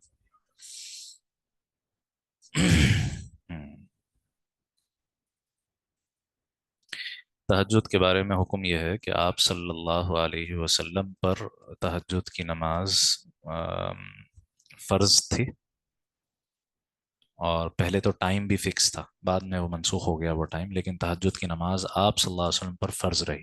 یہ ایک موقف ہے۔ دوسری دلیل، دوسرا موقف یہ ہے کہ آپ صلی اللہ علیہ وسلم پر بھی نفل تھی، لیکن اتنی زیادہ اہم ہے کہ آپ نے ہمیشہ اس کی پابندی کی۔ اس پر تو پوری امت کا اتفاق ہے کہ بقیہ آپ صلی اللہ علیہ وسلم کے بعد ہر مسلمان کے لیے یہ نماز نفل ہے، فرض واجب نہیں۔ ہاں، نفلی نمازوں میں سب سے اہم نماز ہے، اس میں کوئی شک نہیں، اور دینداری کی پہچان ہے، اور اللہ تعالیٰ نے دین کی خدمت کا کام جس سے بھی لیا اس کے اندر یہ وصف موجود تھا کہ وہ تہجد کا پابند تھا، ورنہ اللہ تعالیٰ نے دین کی خدمت، مقبول خدمت کا کام نہیں لیا ایسے شخص سے جس نے تہجد کی پابندی نہ کی ہو، لیکن ہے نفل، فرض یا واجب نہیں۔ اچھا جی، یہاں پر اس کو کنکلوڈ کرتے ہیں کیونکہ اب یہ اگلا ایک مشکل اور طویل مبحث ہے، اس کو ہم ابھی شروع کر دیتے ہیں، اور میرا نہیں خیال کہ آدھے گھنٹے میں پورا ہو سکے گا، تو پھر اگلی دفعہ اس کو مکمل کریں گے۔ جو ابھی ہم نے آج کے سیشن کے لیے اشتہار چلایا تھا، اس اشتہار میں اس کا کوئی ذکر نہیں ہے، اس موضوع کا، کیونکہ یہ موضوع اتنا سینسیٹیو ہے اور اتنا حساس ہے کہ پبلک سپیس میں اس پر کبھی بھی گفتگو نہیں ہوتی، نہ ہونی چاہیے، اور یہ صرف کلاس روم سیٹنگ کی ڈسکشن ہے، جہاں سیکھنے سکھانے کا، سمجھنے سمجھانے کا موقع ہو، ورنہ اگر اس حوالے سے کسی کے ذہن میں کوئی غلط فہمی بیٹھ گئی تو وہ اتنی خطرناک ہے کہ قرآن پر اس کا ایمان تک متزلزل ہو سکتا ہے، شیک ہو سکتا ہے، اگر یہ مسئلہ آدمی صحیح سے نہ سمجھے۔ آپ کو یاد ہوگا پچھلے دنوں ایک سوشل میڈیا پہ ایک صاحب نے قرآن مجید کے لکھنے کے انداز یا قرأتوں پر کوئی بات کہہ دی تھی، وہ کنٹروورشل بن گئی تھی، بہت زیادہ شور شرابہ ہو گیا تھا، تو جن کو پتہ ہے وہ جانتے ہیں کہ کس طرف اشارہ ہو رہا ہے۔ تو ان کو بڑے علماء نے یہی سمجھایا کہ بھائی یہ پبلک میں کرنے والی بات ہی نہیں تھی، یہ آپ نے کیا موضوع چھیڑ دیا، ٹھیک ہے؟ تو یہ صرف کلاس روم سیٹنگ میں یہ بات ہوگی، نہ کبھی آپ جمعہ کے خطبے میں یہ موضوع سنیں گے، نہ کبھی کسی اور درس میں، پبلک درس میں آپ یہ موضوعات سنیں گے، تو اس کو سمجھنا ضروری ہے۔ اس سارے مبحث کی بنیاد نبی صلی اللہ علیہ وسلم کے ایک فرمان پر ہے جو بخاری شریف میں موجود ہے، کہ آپ نے فرمایا کہ انزل القرآن علی سبعۃ احرف، قرآن مجید 7 حروف پر نازل ہوا، 7 حروف پر نازل ہوا۔ اب 7 حروف سے مراد کیا ہے، اس میں بہت تفصیلی کلام ہے اور بہت اختلاف بھی ہے علماء کا۔ اس پورے مبحث کو سمجھنے کا آغاز ہم ایک واقعے سے کرتے ہیں۔ ایک مرتبہ نبی صلی اللہ علیہ وسلم کی موجودگی میں، آپ صلی اللہ علیہ وسلم موجود تھے ابھی، مسجد نبوی میں ایک صحابی حضرت حکیم بن حزام، حضرت ہشام بن حکیم، ان کے بیٹے، حکیم بن حزام کے بیٹے حضرت ہشام بن حکیم رضی اللہ تعالیٰ عنہ، مسجد نبوی میں سورہ فرقان کی تلاوت کر رہے تھے۔ حضرت عمر کا گزر ہوا وہاں سے رضی اللہ تعالیٰ عنہ، اور چونکہ صحابہ اکرام کو تلاوت سے خاص شغف تھا، تو وہ کوئی اور بھی تلاوت کر رہا ہوتا تھا تو وہ اپنے بقیہ سارے کام چھوڑ کے سننے میں مصروف ہو جاتا۔ حضرت عمر سننے میں مشغول ہوگا، لیکن جیسے جیسے وہ تلاوت کرتے جاتے تھے ویسے ویسے حضرت عمر رضی اللہ تعالیٰ عنہ کی پریشانی میں اضافہ ہوتا گیا، پریشانی بڑھتی گئی ان کی، یہاں تک کہ ان کی جلالی طبیعت سب کو پتہ ہے، جلال میں آ گئے، انہوں نے جا کر گریبان سے پکڑ لیا حضرت ہشام کو کہ یہ تم کیا پڑھ رہے ہو، کس طرح پڑھ رہے ہو؟ کہا، قرآن پڑھ رہا ہوں، سورہ فرقان پڑھ رہا ہوں۔ کہا کہ آپ صلی اللہ علیہ وسلم سے تو سورہ فرقان میں نے اس طرح نہیں پڑھی، تم غلط پڑھ رہے ہو۔ انہوں نے کہا نہیں، میں نے تو آپ صلی اللہ علیہ وسلم سے اسی طرح پڑھی ہے، میں تو بالکل صحیح پڑھ رہا ہوں۔ حضرت عمر نے کہا ہو ہی نہیں سکتا، میں نے تو دوسری طرح سے پڑھی ہے۔ دونوں، اچھا، وہ ان کو پکڑ کے لے گئے نبی صلی اللہ علیہ وسلم کے پاس، آپ صلی اللہ علیہ وسلم موجود تھے، سارا مسئلہ بیان کیا۔ آپ نے حضرت ہشام سے کہا کہ بھئی پڑھو، کیا پڑھ رہے تھے؟ انہوں نے پڑھ کے سنایا کچھ حصہ۔ آپ صلی اللہ علیہ وسلم نے فرمایا ہَکَذَا انزل، یہ صورت اسی طرح نازل ہوئی۔ پھر حضرت عمر سے کہا آپ پڑھیے یہی مقام، انہوں نے پڑھ کے سنایا، مختلف انداز تھا۔ آپ نے فرمایا ہَکَذَا انزل، یہ اسی طرح نازل ہوا۔ تو قرآن مجید کی تلاوت یا قراءتیں مختلف ہیں۔ آپ نے سنا ہوگا فلاں آدمی 7 قراءت کا ماہر ہے، 10 قراءت کا ماہر ہے، 7 قراءتیں، 10 قراءتیں ہیں قرآن مجید کی۔ اس کا کیا مطلب ہے، اس کو سمجھنے کی ضرورت اچھا جی، تو قرآن مجید سے اس کی سب سے واضح سادہ مثال جو ہے سورہ فاتحہ ہے۔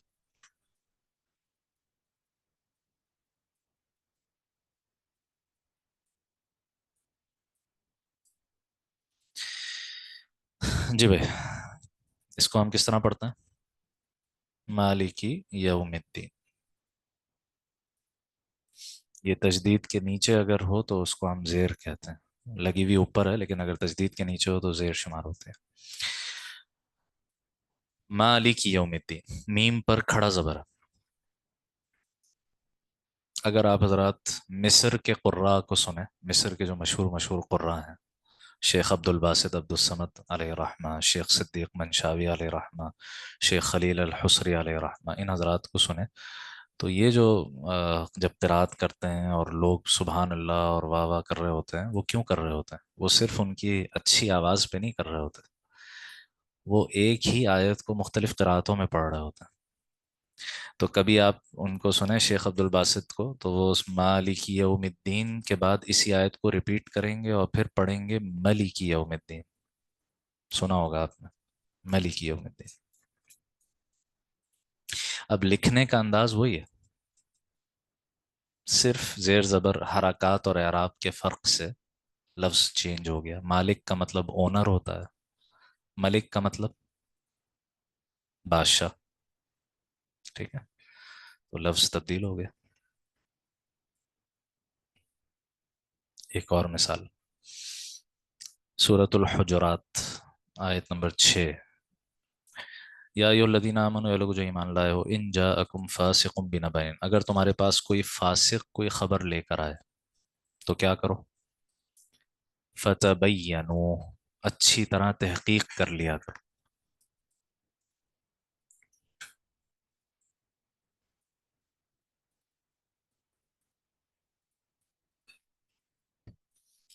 हज़रत उस्मान रज़ी अल्लाह ताला अन्हु के ज़माने में जो मुसफ़ तैयार हुआ था, उसकी खुसूसियत यही आगे हम पढ़ेंगे कि उसमें सारी क़िराअतें पढ़ी जा सकती हैं। जितनी भी नबी सल्लल्लाहु अलैहि वसल्लम से मनक़ूल है वो सब लिखी हुई एक ही अंदाज में, पढ़ने का अंदाज मुख्तलिफ हो जाए। हज़रत उस्मान ने जो मुसफ़ तैयार किया था, उसमें ना नुक्ते हैं ना जेर ज़बर हैं। मेरे ख्याल है यहाँ उसकी कोई शायद इमेज भी आ जाएगी।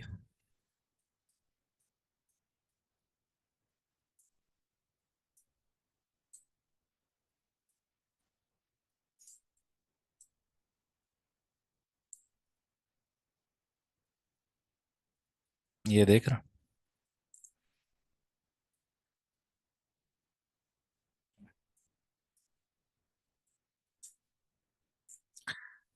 ना नुक्ते हैं ना जेर ज़बर। ये ओरिजिनल नुस्खा है हज़रत उस्मान रज़ी अल्लाह ताला अन्हु का, अभी भी मौजूद है। खून का निशान भी है। उनकी शहादत के वक्त वो इसी की तिलावत कर रहे थे। सूरह बकरा की जो आयत है ना, फसयकफ़ीकहुमुल्लाह, अन करीब अल्लाह आपके लिए इनके मुकाबले में काफ़ी हो जाएगा, इसी आयत पर उनके खून के निशान पड़े। तो हज़रत उस्मान रज़ी अल्लाह ताला अन्हु ने जो मुसफ़ तैयार करवाए थे उसमें नुक्ते भी नहीं थे, जेर ज़बर भी नहीं थे। तो इस तरह लिखा हुआ है ये मुसफ़ उस्मानी में। हम जिस तरीके से पढ़ते हैं वो है फतबय्यनु, अच्छी तरह तहकीक कर लिया करो। एक दूसरी किरात में ये लिखा बिल्कुल इसी तरीके से है, लेकिन पढ़ा कैसे जाता है?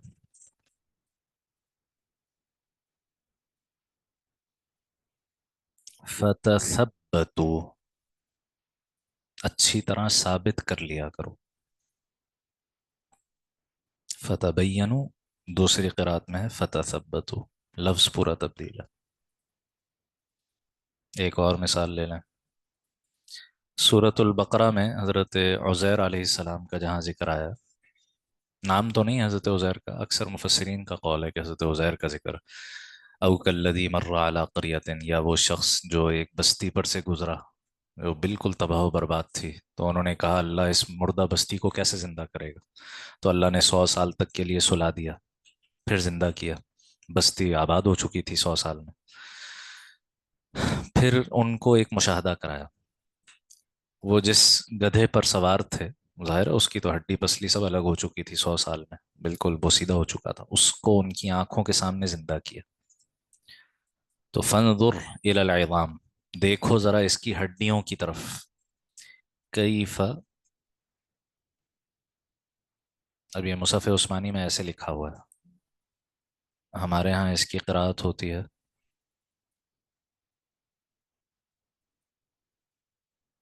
نون شیزوہا. کیسے ہم نشوز، نشوز کا مطلب ہوتا ہے کہ ہڈیوں کو جوڑ کر ڈھانچہ کھڑا کر دینا. ٹھیک ہے، نشوز ڈھانچہ کھڑا کر دینا. دوسری قرات میں ہے بالکل اسی طرح لکھا ہوا ہے،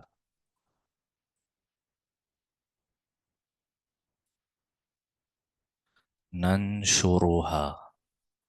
زا سے را میں تبدیل ہو گیا اور زیر زبر بھی فرق ہو گیا. نن شوروہا، کیسے ہم اس کو نشور کہتے ہیں، دوبارہ زندہ کرنے کو، کیسے ہم اس کو دوبارہ کھڑا کرتے ہیں. اس طرح کے فرق قراتوں کے ہر صفحے میں آپ کو ملیں گے، ہر صفحے میں. اچھا، ہمیں اس کا تعارف کیوں نہیں ہوتا؟ بھئی ہم تو یا تو اپنے مسجد کے اماموں سے قرآن سنتے ہیں یا پڑھتے یا سیکھتے ہیں. زیادہ سے زیادہ باہر کے علماء کو اگر ہم سنتے بھی ہیں تو وہ کون ہوتے ہیں؟ حرم کے ائمہ ہوتے ہیں، مکہ مدینہ کے ائمہ ہوتے ہیں. تو انڈو پاک کے علاقے میں، سعودی عرب کے علاقے میں، اس پورے علاقے میں زیادہ تر یہی روایت چلی ہے، یہی قرات معروف ہے. تو اس کو کہتے ہیں، یہ جو جس انداز سے ہم قرآن پڑھتے ہیں نا، اس کو کہا جاتا ہے روایت حفص عن عاصم. یہ دو ائمہ ہیں، ائمہ قراء میں سے، جو قاری حضرات ہیں، جنہوں نے قرآن باقاعدہ سند کے ساتھ پیچھے سے سیکھ کر آگے لوگوں کو سکھایا. ان میں سے یہ دو بڑے امام ہیں، حفص عن عاصم. ہم اس روایت میں قرآن پڑھتے ہیں، اسی روایت میں ہم قرآن سیکھتے ہیں، اسی روایت کے قرآن پڑھنے کے اصول، تجوید کے اصول ہم سیکھتے ہیں، اسی طرح ہم قرآن پڑھتے ہیں. ٹھیک ہے. مصحف، ہاں، صحیفے سے ہے. صحیفہ کہتے ہیں کوئی بھی لکھی ہوئی صفحہ یا ہم، جی جی. تو آگے ہم پوری اس کی تاریخ پڑھیں گے کہ یہ قرآن کیسے جمع کیا گیا. اگلی نشست میں انشاءاللہ یہی موضوع آئے گا انشاءاللہ. وہ کیسے ترتیب دی گئی ہے، اگلی دفعہ کا تفصیلی موضوع یہی ہے انشاءاللہ. جی، اگلی سیشن جو ہے وہ ہمارا پورا مصحف کا جمع کیا جانا اور اس کی حفاظت، قرآن کی حفاظت پر اگلا پورا موضوع ہے انشاءاللہ ہمارا. اسی طرح اور روایتیں بھی ہیں اور قرآتیں بھی ہیں. تو نبی صلی اللہ علیہ وسلم سے سند کے ساتھ 10 طریقے سے قرآن مجید کی روایت منقول ہے، اور ساری متواتر سندیں ہیں، متواتر ذریعے سے ہم تک پہنچی. ٹھیک ہے، سب قرآن ہے. مثال کے طور پر چلیں آخر میں آپ کو ایک سناتے ہیں. ایک صاحب تراویح میں قرآن پڑھ رہے ہیں اور بالکل مختلف انداز سے پڑھ رہے ہیں، وہ سنائیں گے آپ کو انشاءاللہ ابھی آخر میں. بہرحال، تو اس میں پریشان ہونے کی ضرورت نہیں ہے. ہم نے جو یہ بات بچپن سے سن رکھی ہے کہ قرآن مجید میں زیر زبر اور شوشے تک کا فرق نہیں ہے، اس کا مطلب یہ ہوتا ہے کہ جس طرح نبی صلی اللہ علیہ وسلم سے امت کو ملا، اس کے بعد اس میں کوئی زیر زبر اور شوشے کا بھی فرق نہیں آیا. لیکن یہ سارے طریقے نبی صلی اللہ علیہ وسلم سے ملے، ہر ایک کی. یعنی فتبینو کی سند بھی نبی صلی اللہ علیہ وسلم تک پہنچتی ہے، فتثبتو کی سند بھی نبی صلی اللہ علیہ وسلم تک پہنچتی ہے، ننشزوہا کی بھی سند پہنچتی ہے، ننشروہا کی بھی پہنچتی ہے، مالک کی بھی پہنچتی ہے، ملک کی بھی پہنچتی ہے. یہ ساری سندیں نبی صلی اللہ علیہ وسلم تک پہنچتی ہیں. تو قرآن مجید کی حفاظت اور صحت کا مدار سند پر ہے. ٹھیک ہے، صرف مصحف پر نہیں ہے. کیونکہ ہمارے ہاں جو یہ مصحف چھپتے ہیں، جو ہم پڑھتے ہیں، یہ روایت حفظ کے مطابق لکھے ہوئے ہیں. اس پہ آپ دوسری قراتیں نہیں پڑھ سکتے. اس لیے قرآن کی حفاظت کا مدار روایت پر ہے، سند پر ہے، قرات پر ہے، مصحف پر نہیں. صحیح. آج دنیا میں سارے مصاحف اٹھا لیے جائیں، غائب کر دیے جائیں، تو ساری قراتوں میں ساری قراتیں جتنی بھی ہیں وہ ساری کی ساری سند کے ساتھ محفوظ ہے. دوبارہ مصحف تیار ہو سکتا ہے، ہر قرات کا مصحف تیار ہو سکتا ہے. ٹھیک ہے. تو یہ بات ہو گئی.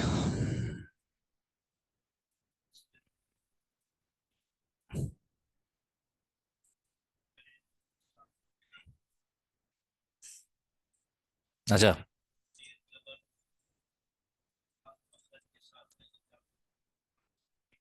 صحیح.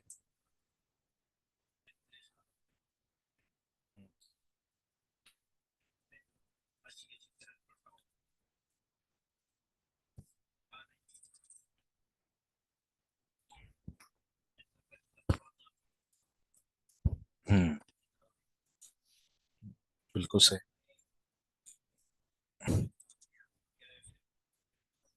ہوں. صحیح. صحیح.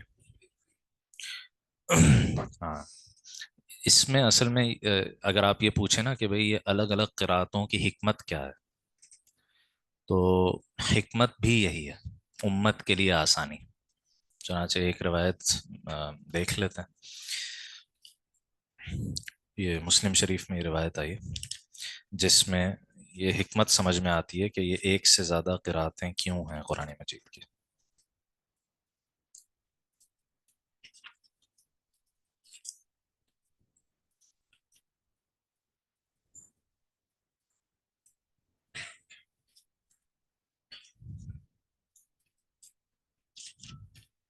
ہاں. یہ ہے جناب، اللہ بھلا کرے. حضرت ابی بن کعب رضی اللہ تعالیٰ عنہ سے روایت، کہتے ہیں ایک مرتبہ نبی صلی اللہ علیہ وسلم بنو غفار کے قبیلے کے کنویں کے پاس تشریف فرما تھے کہ فَأَتَاهُ جبرائیل علیہ السلام، آپ کے پاس حضرت جبرائیل تشریف لائے. فقال، اور فرمایا، ان اللہ یأمرک، بے شک اللہ آپ کو حکم دیتا ہے، ان تقرأ امتک القرآن علی حرف، آپ اپنی امت کو ایک حرف پر قرآن پڑھائیں، ایک حرف پر قرآن پڑھائیں. فقال، تو آپ صلی اللہ علیہ وسلم نے جواباً ارشاد فرمایا، اسأل اللہ معافاتہ و مغفرتہ، میں اللہ تعالیٰ سے اس کی عافیت اور مغفرت کا سوال کرتا ہوں.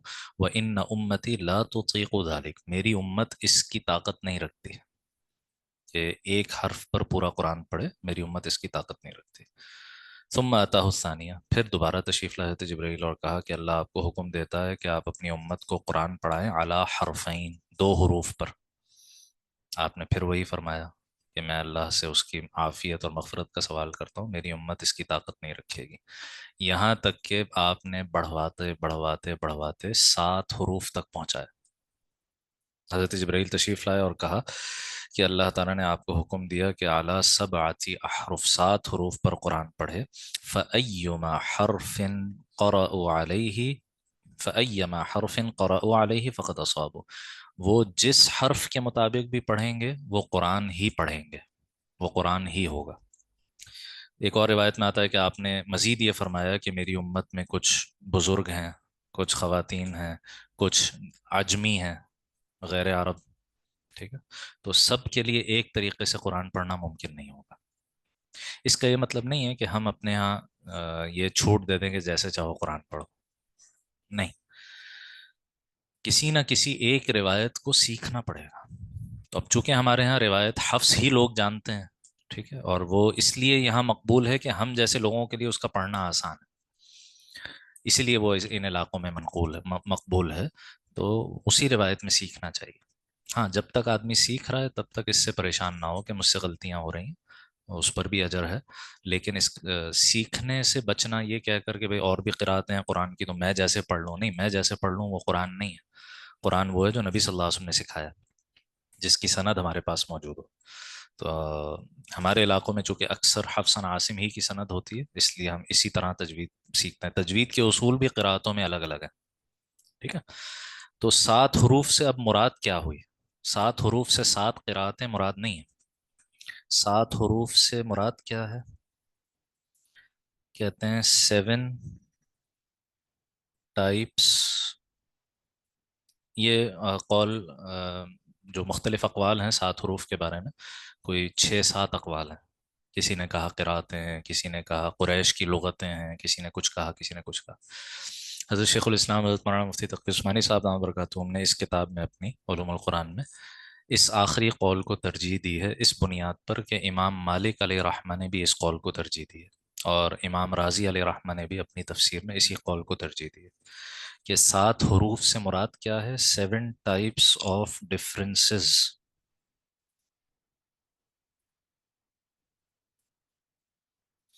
between various قراءات. مختلف قراءتوں کے درمیان 7 قسم کے ڈفرینسز ہیں، 7 قسم کے فرق ہیں. جتنی بھی قراءتیں ہیں، 10 قراءتیں متواتر ہیں نبی صلی اللہ علیہ وسلم سے ہم تک پہنچی ہوئی، ان کے درمیان 7 قسم کے فرق آپ کو نظر آئیں گے.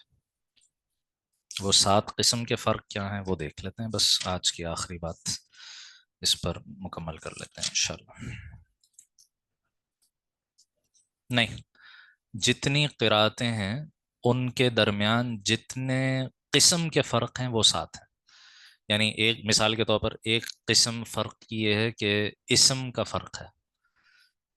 ایک جگہ ایک اسم سنگولر آیا ہے، دوسری جگہ پلورل آیا ہے. ایک جگہ ایک اسم میسکیولن آیا، دوسری جگہ فیمینن آیا. ٹھیک ہے، تو اسم کا فرق یہ ایک ٹائپ ہے.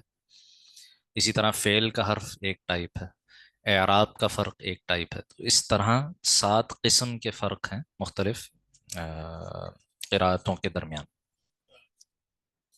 قراءتیں 10 متواتر ہیں، مزید 4 ہیں لیکن وہ شاذ ہیں، ان کو ایکسیپٹ نہیں کیا گیا، ان کی سندیں متصل نہیں ہیں نبی صلی اللہ علیہ وسلم تک.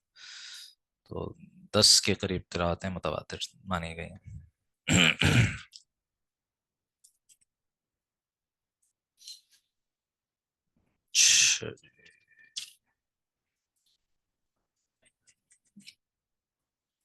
عام لوگ 7 قرات پڑھتے ہیں، لیکن 10 قرات بھی معروف ہے ہمارے یہاں. یہ جو اس میں تخصص ہوتا ہے نا قرات میں، تو اس میں 7 قسم کے یہ 10 قراتیں تک سکھائی جاتی ہیں.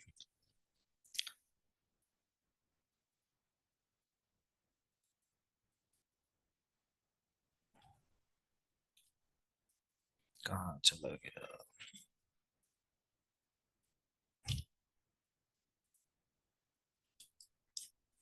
ہوں یہ آگے جا. امام راضی علیہ رحمہ فرماتے ہیں کہ 7 ڈفرینسز ہیں. ویریشن ان ناؤنز، اسم کا فرق ہے. جیسے سنگولر یا پلورل، میسکولن یا فیمینن، مذکر مؤنث. کہیں قرآت میں آتا ہے یعلمون، ایک قرآت میں آتا ہے تعلمون. یا اور تا کا فرق، تو یا اور تا سے آپ جانتے ہیں کہ صیغہ چینج ہو جاتا ہے. ٹھیک ہے، غائب سے حاضر ہو جائے گا یا مذکر سے مؤنث ہو جائے گا. ٹھیک ہے.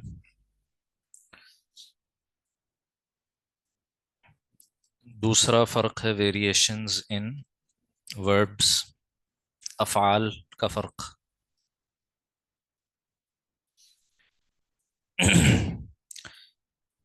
جیسے سورہ سبا میں آتا ہے ربنا باعد بین اسفارنا،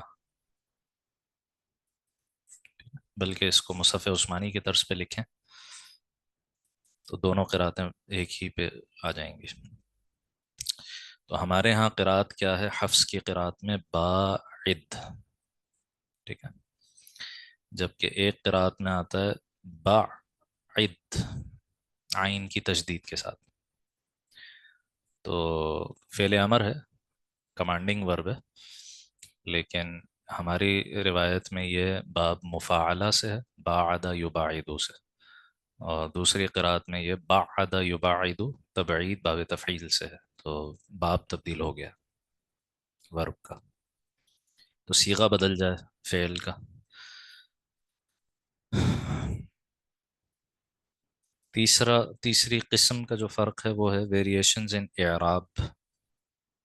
اعراب کیسے کہتے ہیں؟ لفظ کے آخری حرف پر کون سی حرکت ہے، زیر زبر پیش. ٹھیک ہے، تو جیسے جملے میں کوئی چیز فاعل بن رہی ہے تو اس کا جو اعراب ہوگا وہ رفع، حالت رفع پیش میں ہوگا. کوئی چیز مفعول بن رہی ہے آبجیکٹ تو وہ زبر آ جائے گا، منصوب ہو جائے گا. اگر کوئی حرف جر داخل ہو جائے، لام، با وغیرہ وغیرہ، تو وہ زیر آ جائے گی اس پر. تو یہ جو آخری حرف پر اعراب کی تبدیلی ہوتی ہے، یہ ڈینوٹ کر رہی ہوتی ہے کہ یہ لفظ جملے میں کیا بن رہا ہے. ٹھیک ہے. تو اب اس میں تبدیلی، ایک قرات میں وہ حالت رفع میں آیا، دوسری قرات میں وہ حالت نصب میں آیا. ایک قرات میں وہ فاعل بن رہا ہے، دوسری قرات میں وہ مفعول بن رہا ہے جملے میں. ٹھیک ہے. تو اعراب کا فرق آ جاتا ہے. جیسے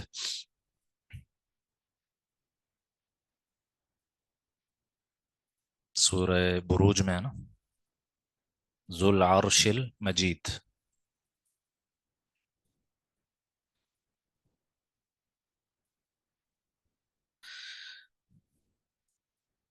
ہمارے ہاں حفص کی قرات میں ہے ذو العرش المجید. تو المجید، بزرگ، بزرگ و برتر، یہ اللہ تعالیٰ کی صفت ہے. ایک قرات میں ہے ذو العرش المجیدی. اب یہ صفت کس کی بن گئی؟ عرش کی صفت بن گئی. پہلی قرات کے مطابق اللہ کی صفت ہے، دوسری قرات کے مطابق بزرگی والے عرش کا مالک. عرش کو بزرگی والا کہا ہے دوسری قرات میں. پہلی قرات میں عرش کا مالک، بزرگی والا. اللہ کی دونوں صفات ہیں. تو اس طرح سے فرق ہو جائے گا، اعراب کا فرق آ جاتا. جی دونوں منقول ہیں نبی صلی اللہ علیہ وسلم سے، الگ الگ قراتوں میں دونوں منقول ہیں.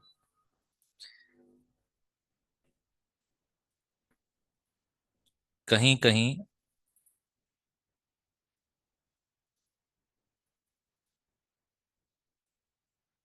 ڈفرنس ان ورڈس، کہ ایک قرات میں ایک لفظ موجود ہے، دوسری قرات میں لفظ ہی نہیں ہے. جیسے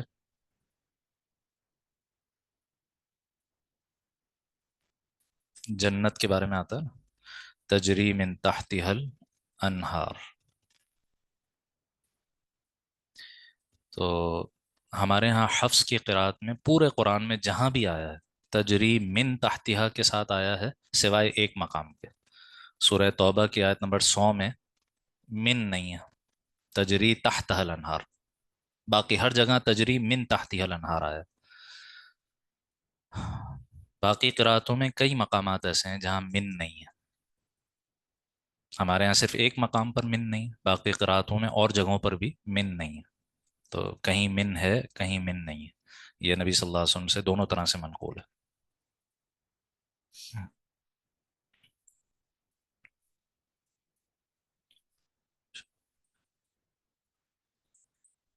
میں عرض کرتا ہوں تھوڑا سا فرق بھی پڑتا ہے. جی فرق بھی پڑتا ہے. بلکہ اس کو اگلی دفعہ کا موضوع رکھیں گے، اب تو ٹائم ختم ہو گئی. کہ قرآت سے تفسیر میں کیسے فرق پڑتا ہے یہ اگلی دفعہ دیکھیں گے انشاءاللہ.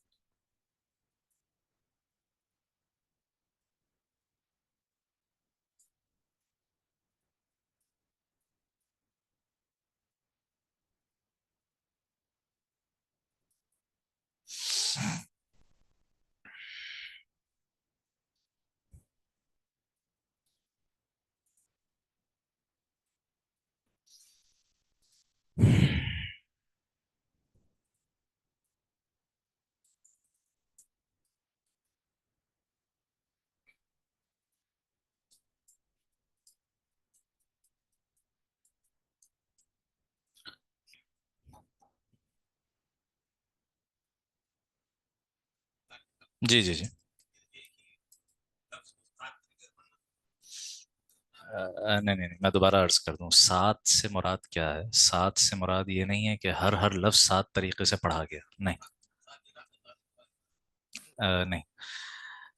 سات سے مراد یہ ہے کہ نبی صلی اللہ علیہ وسلم سے وہ لفظ چاہے دو طرح سے منقول ہو، تین طرح سے منقول ہو، جتنی بھی طرح سے منقول ہے، یہ جتنی قراتیں ہیں قرآن کی، جتنے انداز میں بھی قرآن پڑھا گیا نبی صلی اللہ علیہ وسلم سے منقول ہے، روایت سے ثابت ہے، سند سے ثابت ہے، ان کا جب کمپیریزن کیا گیا نا کہ ان میں فرق کون کون سے ہیں، تو جتنے فرق آئے ان کو کیٹیگریز میں تقسیم کیا گیا، وہ کیٹیگریز سات ہیں، ٹھیک ہے، کہ کہیں ناؤن کا فرق ہے، ایک جگہ ایک ناؤن آیا، دوسری جگہ دوسرا ناؤن آیا، کہیں ورب کا فرق ہے، ایک جگہ ایک ورب آیا، دوسری جگہ دوسرا ورب آیا، تو ٹائپس آف ڈفرینسز سات ہیں، کیٹیگریز آف ڈفرینسز سات ہیں، اس طرح سے اس کو سمجھیں تو یہ سنیں جناب۔ اوہو، ایک تو یہ بھی بڑا مسئلہ ہے، ایک تو یہ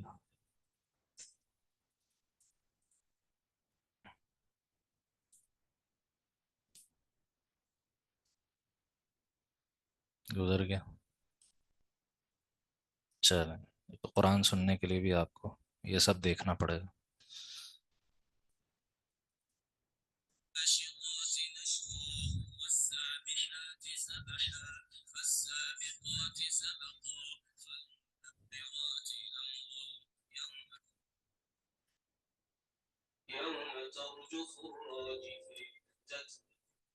یوم ترجف راجفہ ہے ہماری روایت میں۔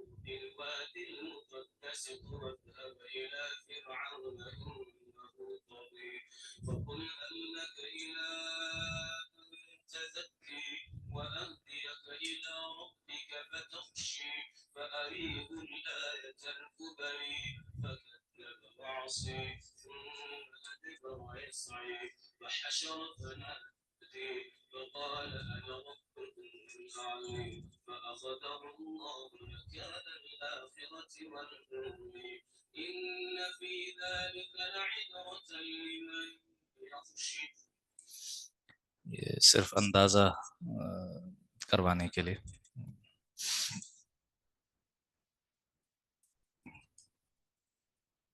جی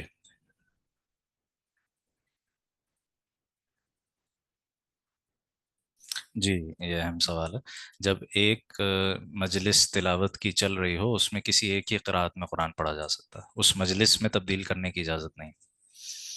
ایک دفعہ ہم نے قرآن کی تلاوت شروع کی تو جس قرآت میں شروع کی ہے اسی قرآت میں پڑھ سکتے ہیں، درمیان دوران تلاوت کے دوران لہجے تبدیل کرنا یا قرآت تبدیل کرنے کی اجازت نہیں۔ جی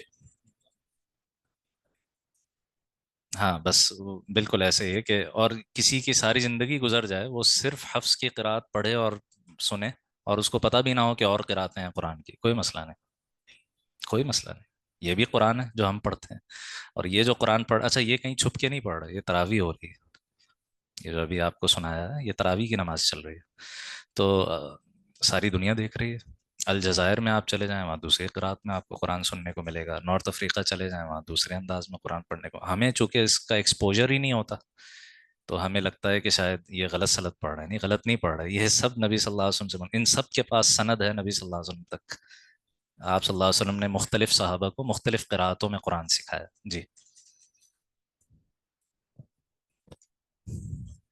ہاں، وہ تلاوت کی مجلس نہیں ہے نا اس معنی میں، وہ تو مجلس ہی اس لیے منعقد ہوئی ہے کہ ہاں، اور وہ ماہرین ہیں، ٹھیک ہے تو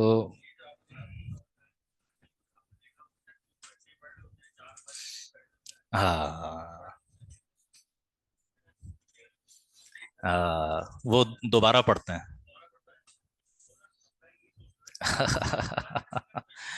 बिल्कुल बिल्कुल, तीन तीन दफ़ा पढ़ते हैं एक लफ्ज़ को, हर दफ़ा मुख्तलिफ क़िराअत में पढ़ते हैं। वो माहिरीन होते हैं उन क़िराअतों के, और उनकी महारत ही वहाँ जज की जा रही होती है ना, इसलिए वो एक ही आयत को मुख्तलिफ तरीके से पढ़ के सुना रहे होते हैं। हफ्स एक कारी हैं, इमाम हफ्स, और दूसरे उनके उस्ताद हैं इमाम आसिम। ये कूफा के हैं ये दो हजरात। हम इस क़िराअत में पढ़ते हैं पढ़ाते हैं, ये दोनों कूफा के हैं। और सऊदीया से जो मुसहफ छपता है उसके शुरू में लिखा हुआ होता है फ़ी रिवायत हफ्स अन आसिम। ये जो मुसहफ लिखा गया है ये इस रिवायत में है। तो बाकी इलाकों के लिए जो और मुख्तलिफ जगहों पे कुरान छपते हैं उसमें वो लिखा हुआ होता है, ये दूरी की रिवायत है, ये हमजा की रिवायत है, ये कसाई की रिवायत है। ये सारे कुर्रा के नाम हैं कि जिनके ज़रिए से हम तक ये क़िराअतें पहुँची। तो ये तारुफ के लिए था। अब तफसीर में इसका इससे क्या फ़र्क पड़ता है, ये आगे तफसीर का मौजू जब हम शुरू करेंगे वो भी उस वक्त भी देख लेंगे, लेकिन अगली क्लास के शुरू में इंशाल्लाह इसको थोड़ा सा एग्जाम्पल के तौर पर देख लेंगे कि मुख्तलिफ क़िराअतों के फ़र्क से एक ही आयत की मुतअद्दिद तफसीरें भी बनती हैं। तो एक ही आयत की एक से ज़्यादा तफसीरें हो जाती हैं जब आप मुख्तलिफ क़िराअतों को कंसिडर करते हैं। तो इससे कुरान की तफसीर में वसअत पैदा हो जाती है। एक ही आयत है और उसकी एक से ज़्यादा तफसीरें बन जाती हैं, उससे फिर माना और अहकाम, उलमा के दरमियान जो अहकाम का फ़र्क होता है उसमें भी इसका बड़ा दखल है। एक ने एक रिवायत की बुनियाद पर हुक्म बरामद किया, दूसरे ने दूसरी रिवायत की बुनियाद पर हुक्म बरामद किया। चलें जी, जज़ाकुमुल्लाहु खैर, सुब्हानकल्लाहुम्मा व बिहम्दिक, नशहदु अल्ला इलाहा इल्ला अंता, नस्तगफिरुक। वैसे तो आप लोग जो सीख के जाया करें, घर वालों को बताया करें, ऐसे अगर